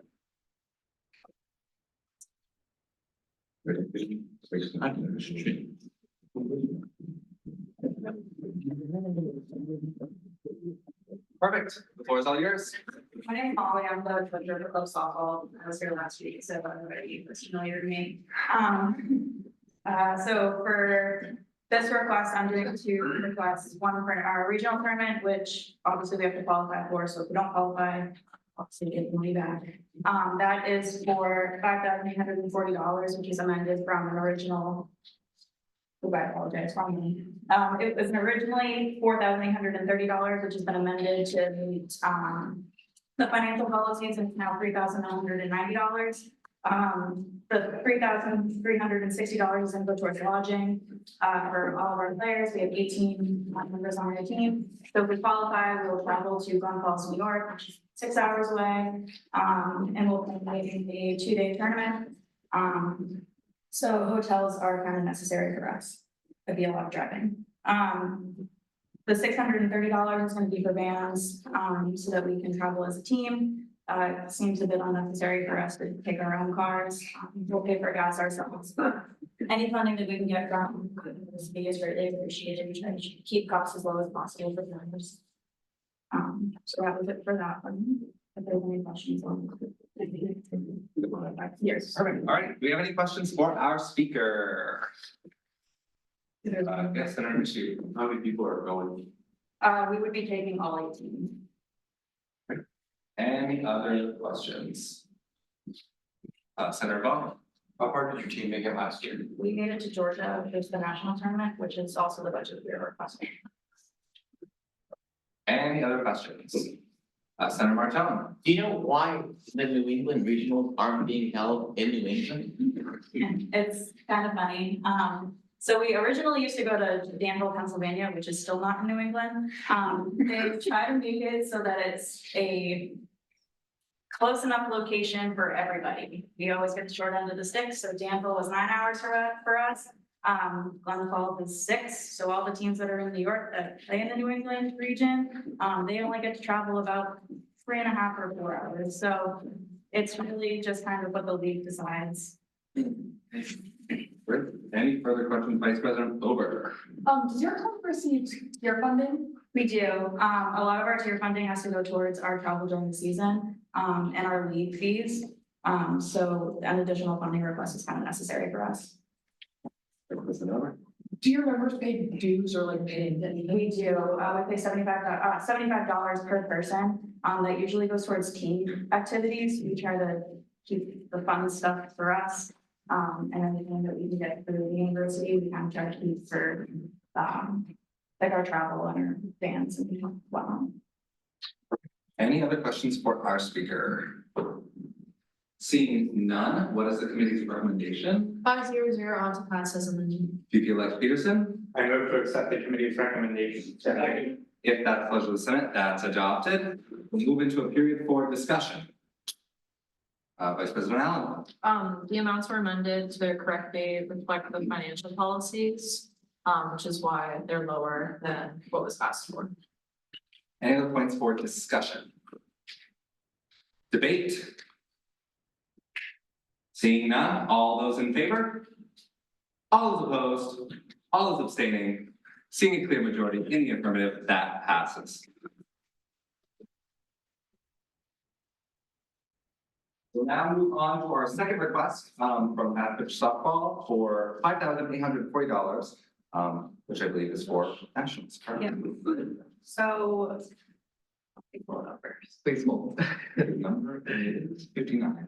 Okay, as long as like they thought it, there's 57. Hey. Is that it? Oh, I'm blind. Yes. Yep. Thank you. I'm straight. I need glasses. Sorry, continue. So we were very fortunate enough last year to attend the national tournament down in Columbus, Georgia. It was a great experience for all of us. We would love to go back if given the opportunity. We were asking for $5,840 to reflect the 11 undergraduate students. It was amended from $10,410 once we realized that seniors are not counted in that. So $2,750 would go towards the flights, which I believe is the financial policy cap for $250 per person. Then an additional $2,250 would go towards lodging and $840 would go towards vans. Nationals is a 5-day, we try to make it 6 with flights. 5-day event. We play in a round robin tournament against schools from Maine to California, and we played a couple schools from Florida last year. It's played right on the Olympic field when softball is still recognized as an Olympic sport. So when that was held in the US, we get to play right there, which is really cool. It was a great experience for us last year, so again, if we're given the opportunity, we would love to be able to go. Last year we did have to pay out of pocket, so this would be great if we don't have to do that again. Are there any questions? Are there any questions for our speaker? Seeing none, what is the committee's recommendation? 500 to pass as amended. Senator Martell. I move to accept the committee's recommendation.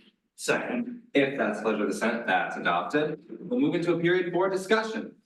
Vice President Allen. As stated by the speaker, these amounts were adjusted to reflect the financial policies. Unfortunately, your activity fee does expire sort of the day that you walk across the stage at graduation, which is why the four senior members who are not returning as undergraduates to the university were unfortunately taken out of these totals. Perfect. Any other points for discussion? Debate. Vice President Allen. Yeah, as our guest speaker said, and this also applied to the last one, but essentially these contributions do come out of members' pockets if they're not covered by UMSG. And as we've seen with other national tournaments, it's really cool when one of our sports clubs does make it to the national level. Of course, if they don't make it, the funds would be returned, but I think this is something that we should support. Great. Any other points for debate? Seeing none, all those in favor? All those opposed? All those abstaining?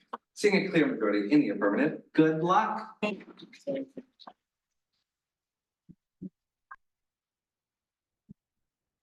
We'll now be moving on to 45S EBC 66, an act to allocate funds to student entertainment for $15,000.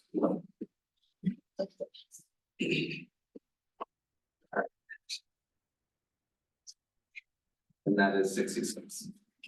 And hold on, yes, that's there you go.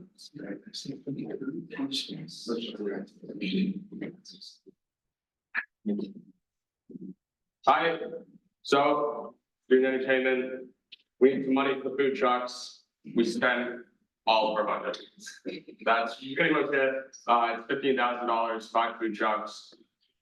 They will be 2 to 5, is that right? Those are the hours? Yeah, 2 to 5. 2 to 5, it will be the only food available on campus. All the dining halls are gonna be closed for those hours, so. That's what this is. We can't tell you what the food trucks are yet either, because they haven't signed contracts, because if they did, we can't pay them right now, so. Great. Are there any questions for our speakers? Senator Martone? Do you know if the dining halls are gonna be open and just not selling food, or are they gonna be completely closed? They're gonna be completely closed. That's what we've been told. Senator Kemper. What a privilege, the names of potential food trucks were announced at PBC.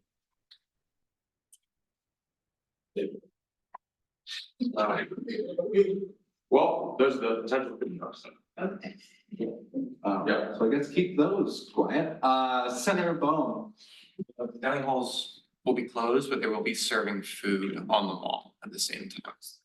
Not at the same time. The barbecue ends right before, and then we just got this clarified the other day. And then for those 3 hours or whatever, these will be the only food available, and they'll open up again later.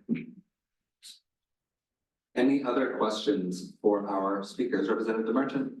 For students who want to partake in the food trucks, I'm assuming it's gonna be following from previous years where they have gotten tickets and they just got like the one meal, so like the meal exchange. It's just your main card. There's not gonna be any actual like physical ticket or anything, but you can just go and like get food from them there. Does that mean there's like limits?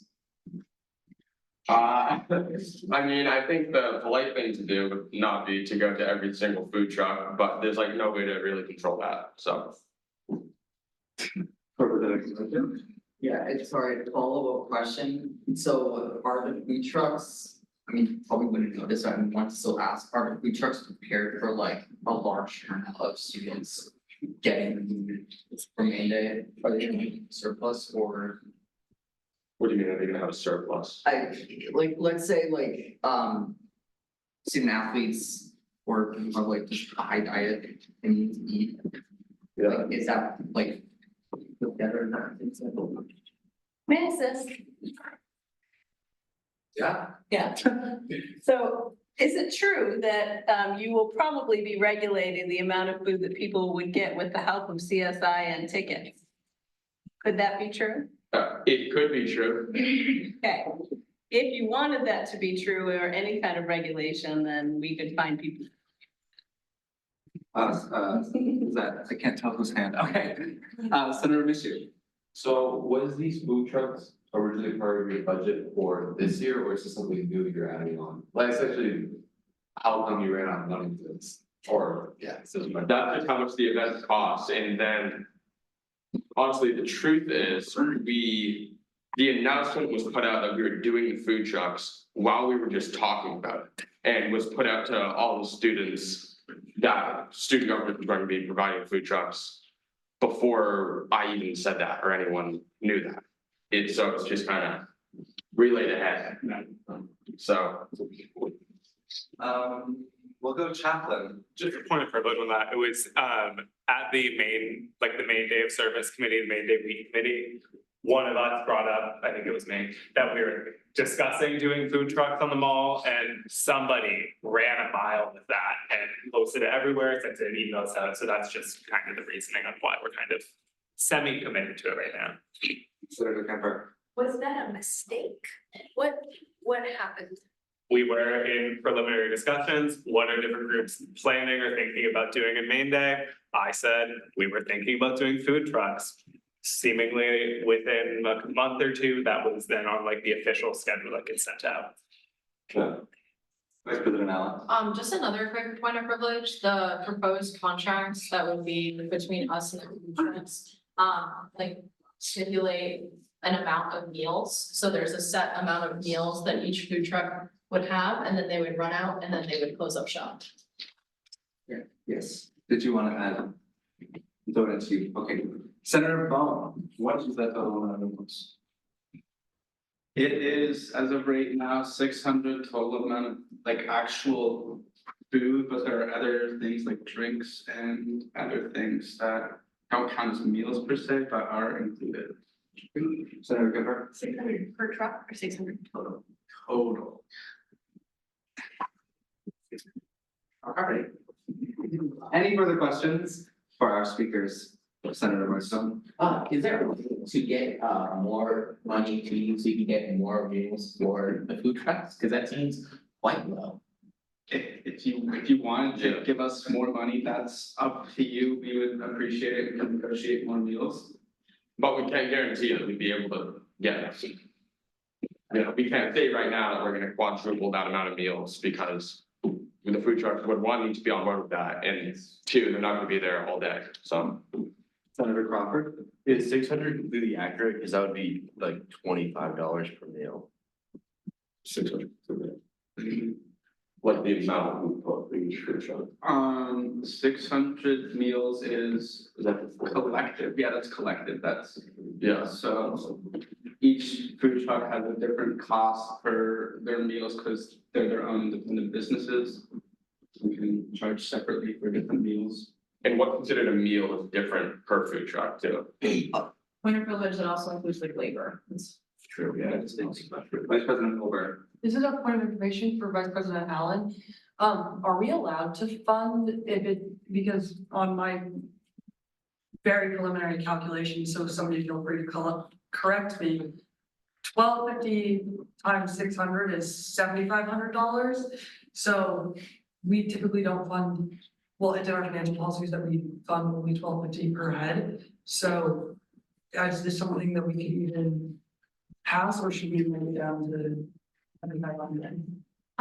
That's a good question. I'm going to check the exact language of the financial policies. I believe that is only like, I don't know, it's kind of tricky because this could be marketed as an. In the meantime, Senator Bone, what's the cheapest quote you've gotten for me?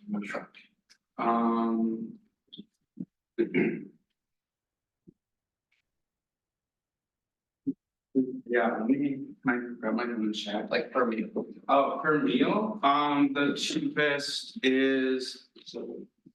The cheapest is $11. Okay, Representative Bertrand? Okay, so it's two questions. The first one is sort of to reiterate, so on that day, dining halls are not open. No, they will be. They are open for dinner. Okay. But for lunch and breakfast. I No, think they just are. for lunch period. Oh, for lunch. They are open. There's just gonna be a period of time during that day, that's 2 to 5 p.m. There, where there's no option to get food from a dining hall. And this will be the only thing. So like everyone for lunch is going to the barbecue, whatever. And that's the option, or at least that's what we were told in the Maine planning committee meeting, that during lunchtime, the barbecue is the only thing you can get for food if you're someone who eats in a dining hall. So after the barbecue ends, that's the only food you can get until the dining halls reopen for dinner. If you don't eat barbecue food. The second one, for question is, so if the food trucks run out of food, that's it, you don't get any food, or is there some sort of like connection? If there's like a large demand of students that want to get from the food trucks? I don't know, like a link with EXO, or is that? Okay, President Dolores. So to reiterate, each food truck is contracted for a specific amount of food. Let's say each food truck is expected to vary in the amount of meals that they serve for students. Let's say that number is 200. If the food truck doesn't reach 200, they go home with the food that they didn't sell. If they do reach 200, like Miles said, they close up shop.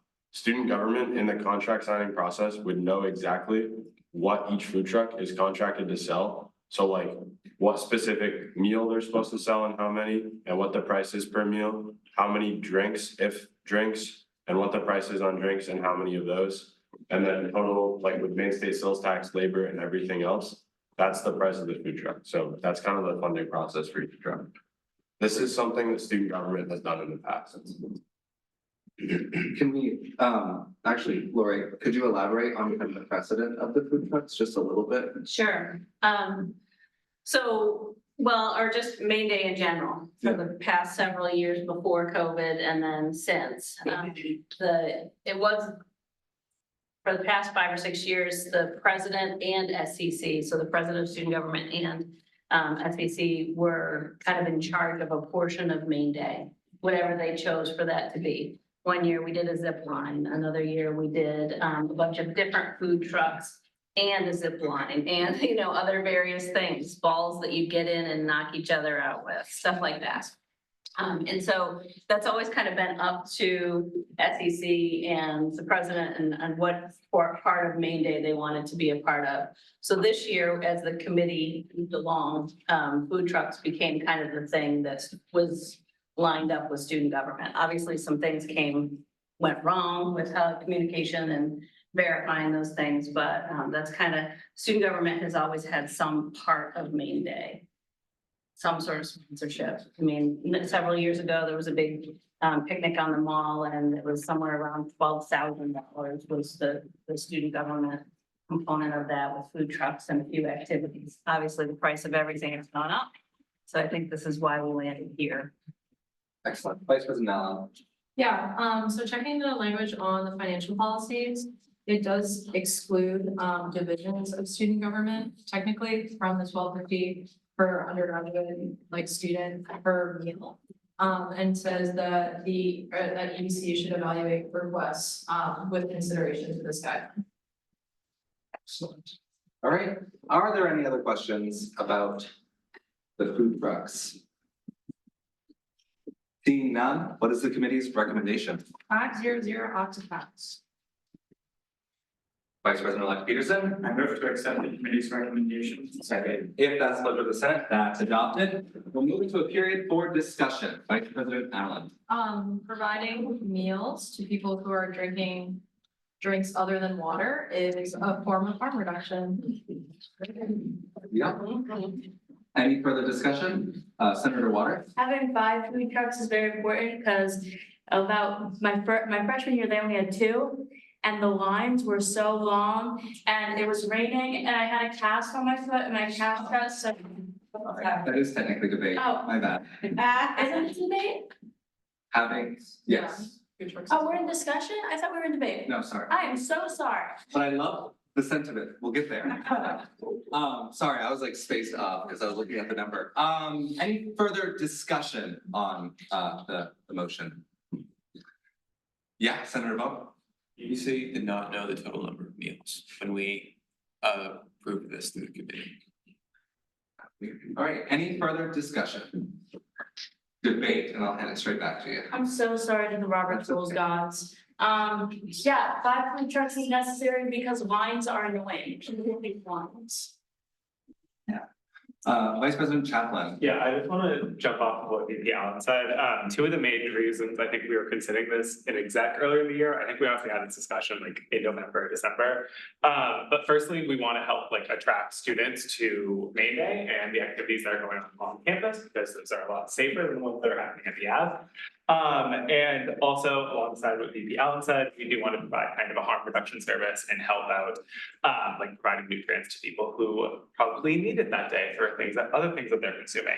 So I think for those 2 reasons, it is kind of important to provide this service on Maine Day and help with that. Senator Thompson? I agree, this is an important service, but I don't like that we're in a position where we're gonna be the only food option for students on campus, and if we don't fund this, they just won't have food for 3 hours in the day. I don't think we could end up here again. President DeLorge? I can't speak to the dining hall schedule, back in 2021, but back in my day. Yeah. Freshman year, Maine Day, circa 2021, UMSG Inc. provided, I think, 5 food trucks for Maine Day around the same time of day. There were food trucks spread all around kind of the vicinity of Fogler Library and the mall. And it was the second most people I've ever seen on the mall, aside from the org fair that happens every fall. I thought it was one of the coolest days of the spring semester I've had at UMaine. The line just to get tickets, your 2 tickets that you could take to any food truck went down the mall. Really impressive, students loved it. I think that this is a really cool service that we can provide. If this were approved tonight, I know that we'd start publishing it and really get the word out and that every food truck would sell out. And I think that this would be awesome. Any further debate? Sure. I just wanna reiterate our point from earlier, EDC did not ask for the number of meals. I offered up numbers and I was told that there was not time to hear the numbers anyways. So numbers seem to be a semantic then. Not so true. All right, any further debate? Seeing none, all those in favor? All those opposed? All those abstaining? Seeing a clear majority in the affirmative, that passes.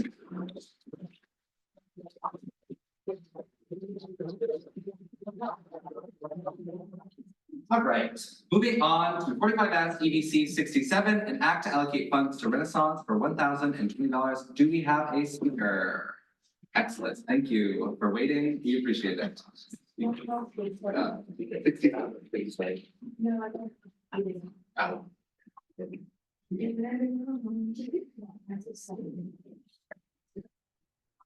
Okay, hi everyone, my name is Reagan. I'm the treasurer and business manager and co-coordinator of Renaissance, which is UMaine's premier all travel a cappella group with Connecticut University of Maine Singers, and today I'm here to ask for funding for our spring tour. Every year we go on a winter and a spring tour. Today I'm here to ask for funding for our lodging for 2 of our nights of tour. We'll be in New Brunswick and we'll be singing at some schools in the area, but for the rest of the tour, we'll be local in northern Maine.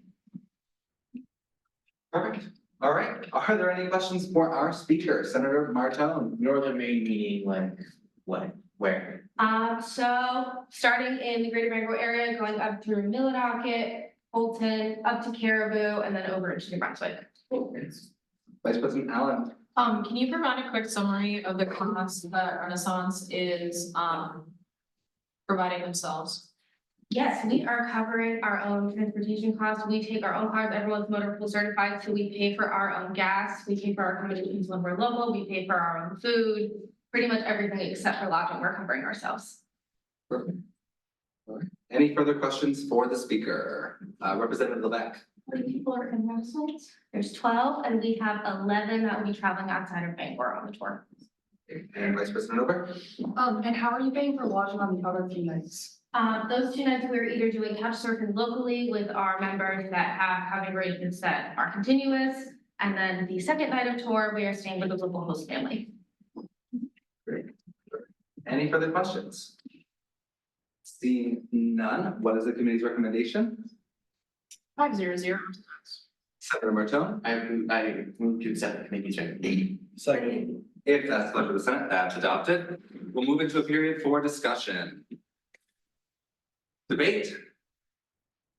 All those in favor? All those opposed? All those abstaining? Seeing a clear majority in the affirmative, that passes.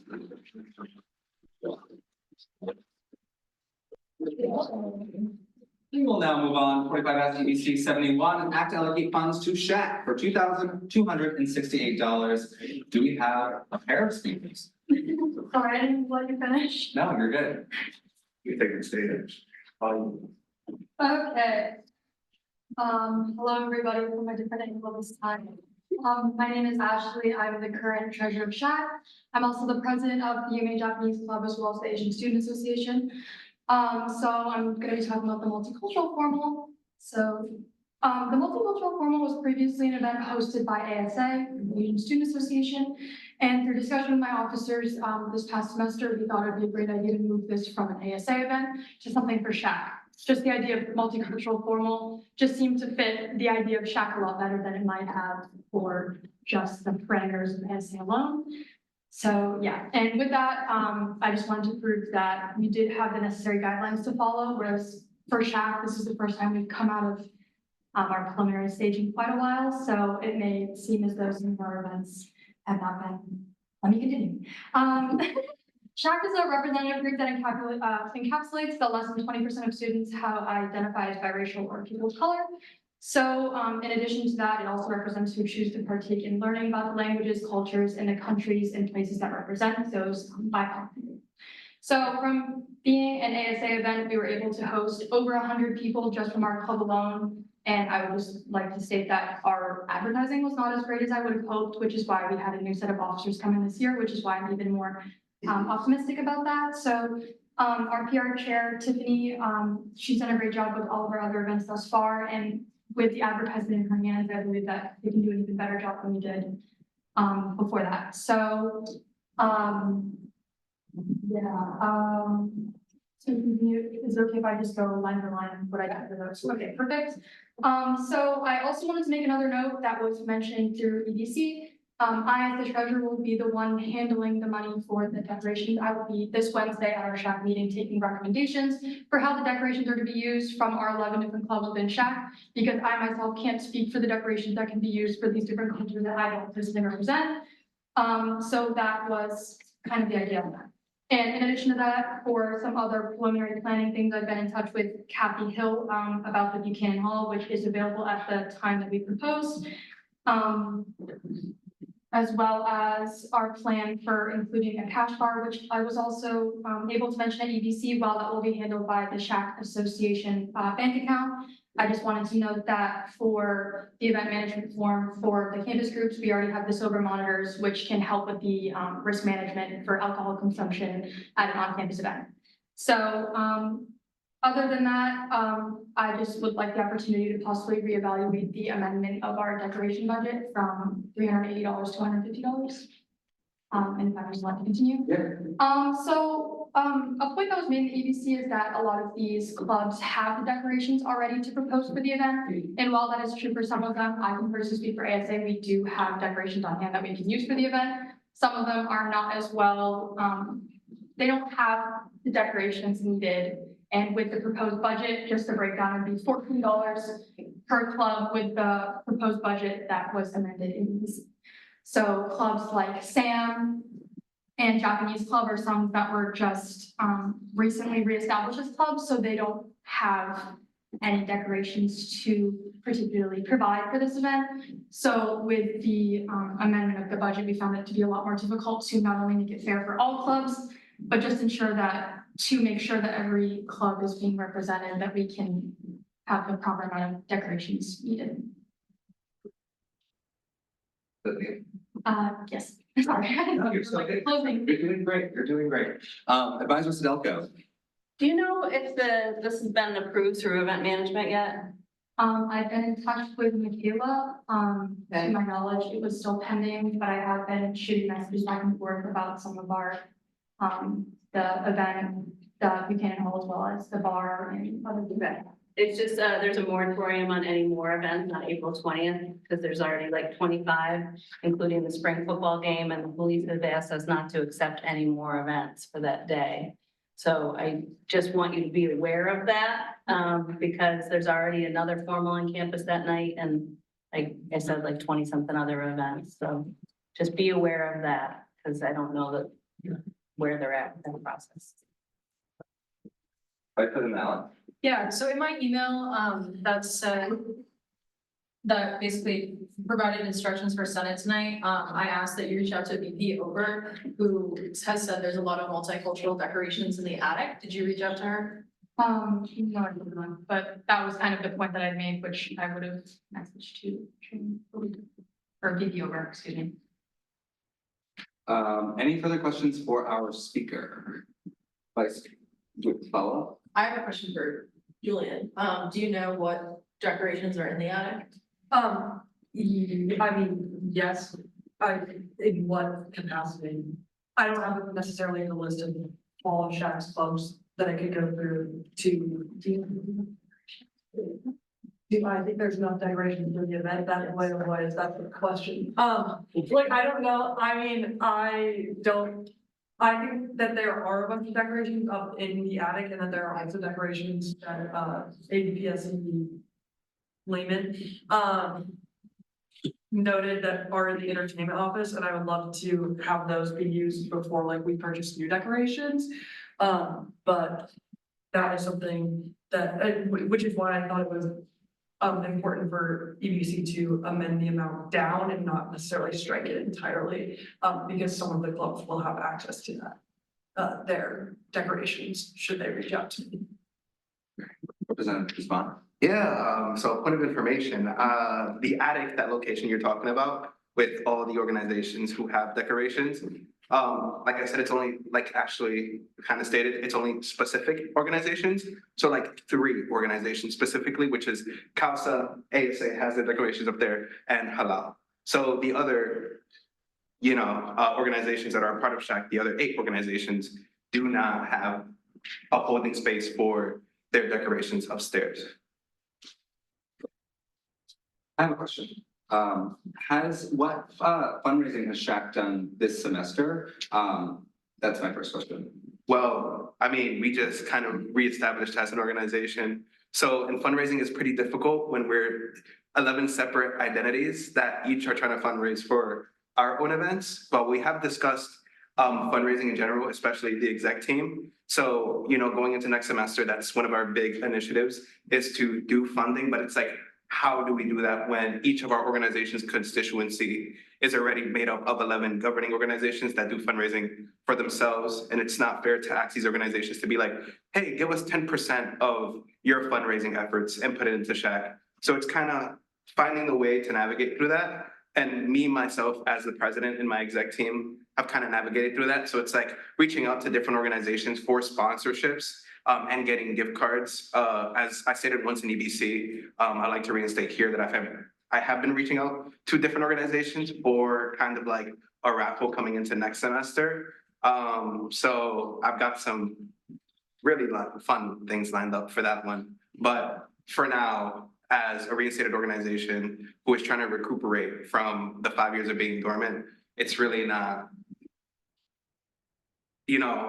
viable for us to be fundraising at the moment. That's why we're here. Senator Martel? I've been to a couple Shack events and they always seem to be very like a lot of people show up. Do you have an idea of how many people are gonna show up to this event? Yes, so for the Friends and Family Feast specifically, we had 400 plus people show up and to that event last semester. And as Ashley kind of stated, the previous multicultural forum was hosted just by AHA alone had 100 people come up. So through kind of like our efforts as collaborating organizations, but also through the efforts of our very engaged advisor, Taylor Ashley, and kind of the connections I have on campus as well, we hope to kind of increase the visibility of this event to have even more of a turnout. All right, any further questions for our speakers?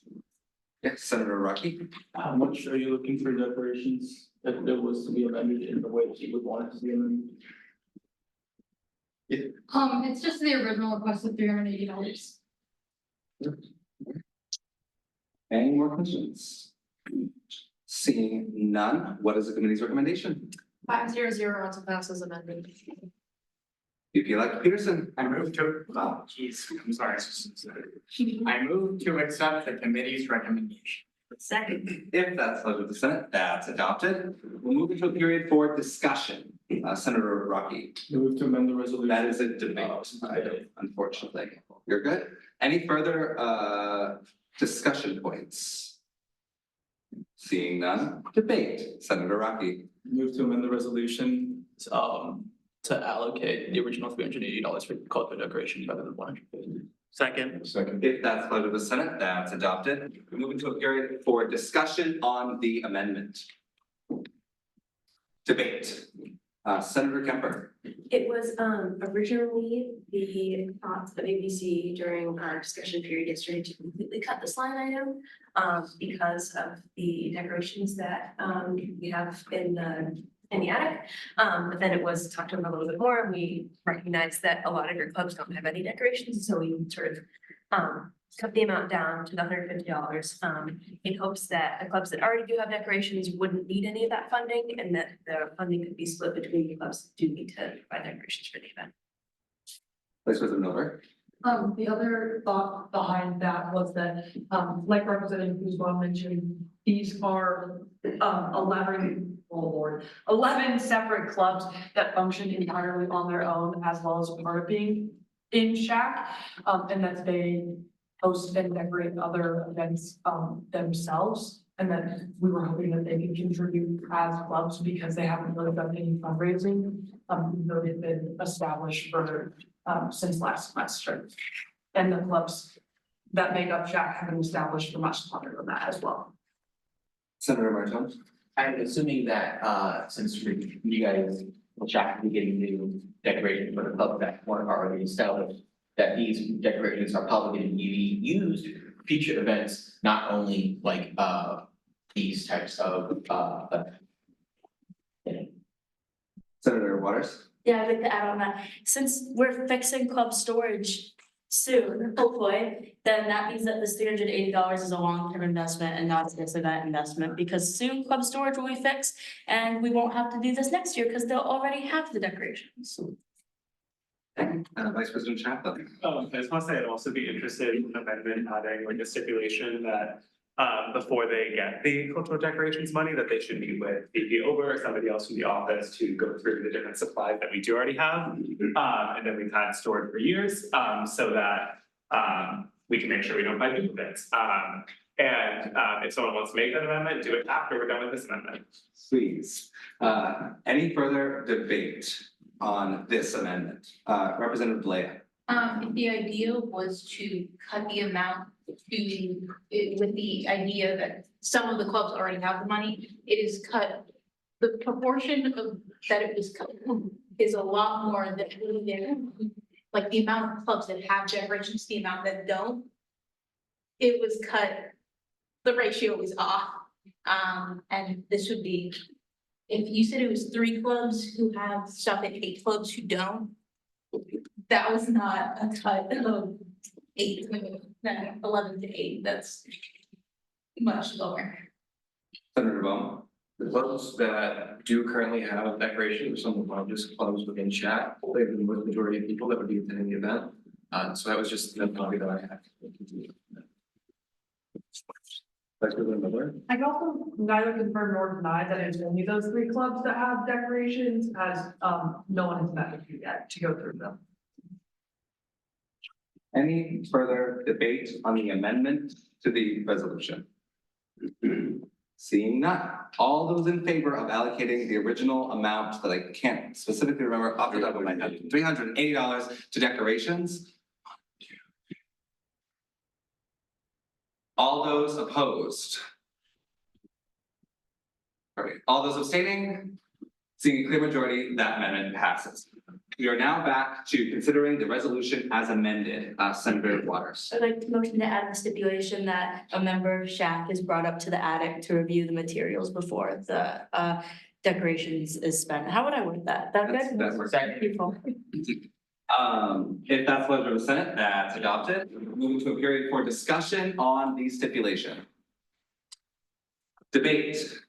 Senator Rocky. I think that is a good compromise. All right. Any further debate? Seeing none, all those in favor? All those opposed? All those abstaining? Seeing clear majority, that stipulation is added. We're back to considering the resolution as amended with the stipulation. Vice President Allen. I would really caution UBC and the General Student Senate in the fall to make sure that SHAC pursues fundraising opportunities. It isn't an excuse that SHAC can't fundraise because they're a compromise of all groups. All clubs are expected to fundraise. Any other debate on the the resolution as amended with the stipulation? Seeing none, all those in favor? All those opposed? All those abstaining? Seeing a clear majority in the affirmative, that passes. All right, shifting gears, we'll now move into 45S POL 76, an act to establish the Academic Affairs Committee. Oh, I get to use the podium.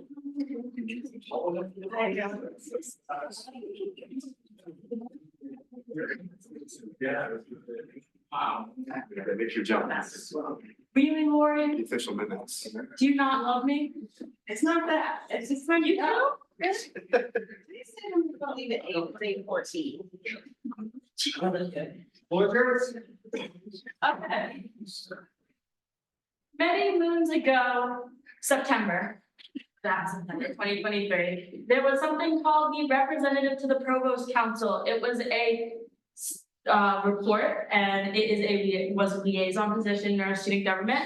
The Provost Council does not exist anymore, and we still needed a way for student academic issues to be brought up, and then also academic projects from the Provost office to be brought back to Senate. So the Academic Affairs Committee was born. It is kind of a mix between a liaison and a committee. If you haven't been to our committee meetings, they're so much fun. So the liaison part of it is that I meet twice a month with the associate provost. I go over what issues I'm hearing from students. And then he relays back to me what the projects and initiatives they're doing. And then I bring those cool project initiatives back to Senate. You've heard me talk about Black Bear Alerts. You've heard me talk about NAC tutoring. That's what I'm bringing back. When I talk about stuff like degree progress, major, minor changes, that's what I'm bringing too. It also acts as a committee. So any senator, rep, or undergraduate can sit on this committee. They can attend one meeting and say, I have an issue with this policy on campus, or they can attend every meeting and help us investigate these issues and help make academics better for students on campus. I think that this is important to keep as a committee. It's really prevalent. The Faculty Senate has their own academic affairs committee. So there is other academic affairs committees that exist in different senates. And I think the best part of this committee is that it is open to all undergraduates, which means if you have never interacted with student gov before, you finally have the chance to be like, I have an issue and I don't know where to go, and someone can help you. And I have done that for a student, which is awesome.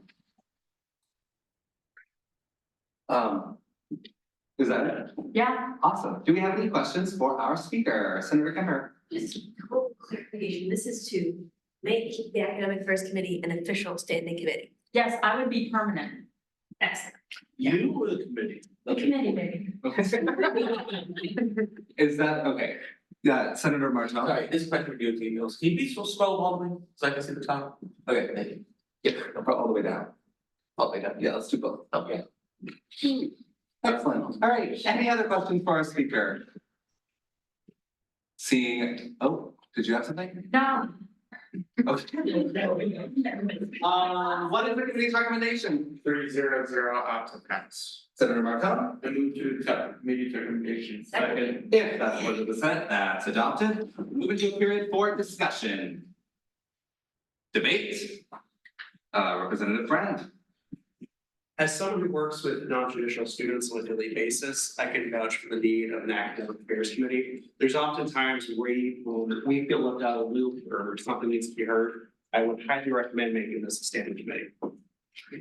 Representative Balea. We're a student government at a college. The idea of not having a committee to deal with academic matters seems incredibly incorrect, and we should very much have a permanent position that deals with academics. Again, this is a college.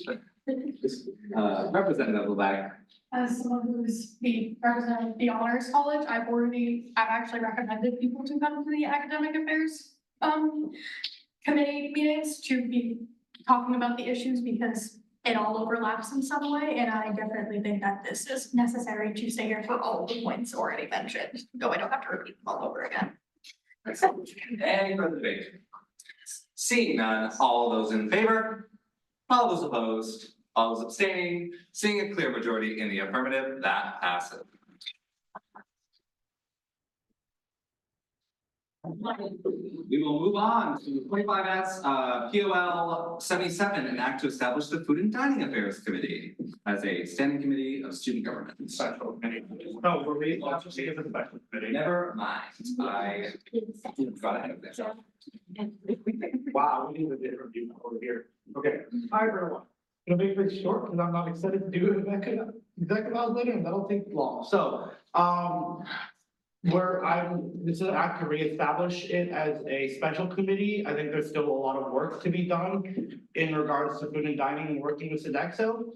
But Sodexo is, my thought process with Sodexo is coming up with their own version of the committee or their version of a committee next year. And if that's successful, this could be dissolved in the future and given back to services. But as of now, we don't know what that's gonna look like and there's work to be done. So I'd like to reestablish it as a standing committee. Any questions? Any questions for the speaker? Seeing none, what is the committee's recommendation? 400 out to pass. All right, Senator Kemper. Second. If that's pleasure of the Senate, that's adopted. Moving to a period for discussion. Debate, Senator Waters. Well, I heard that this was a good medium ground between sending it back to services and then services being really busy, but also balancing that, like, if the Sodexo committee works good, we have one less thing on our report. Great. Any other debate, Senator Martel? This seems like a pretty slam dunk decision to make. I mean, we talk about food literally almost every single time we come here. I think like we should do this. Any further debate? Senator Brown. I think it's gonna effectively help us deal with the Sodexo crisis as as it's going on. Yeah. Yeah. Perfect. Yeah. Any other debate? Seeing none, all those in favor? All those opposed? All those abstaining? Seeing a clear majority in the affirmative, that passes.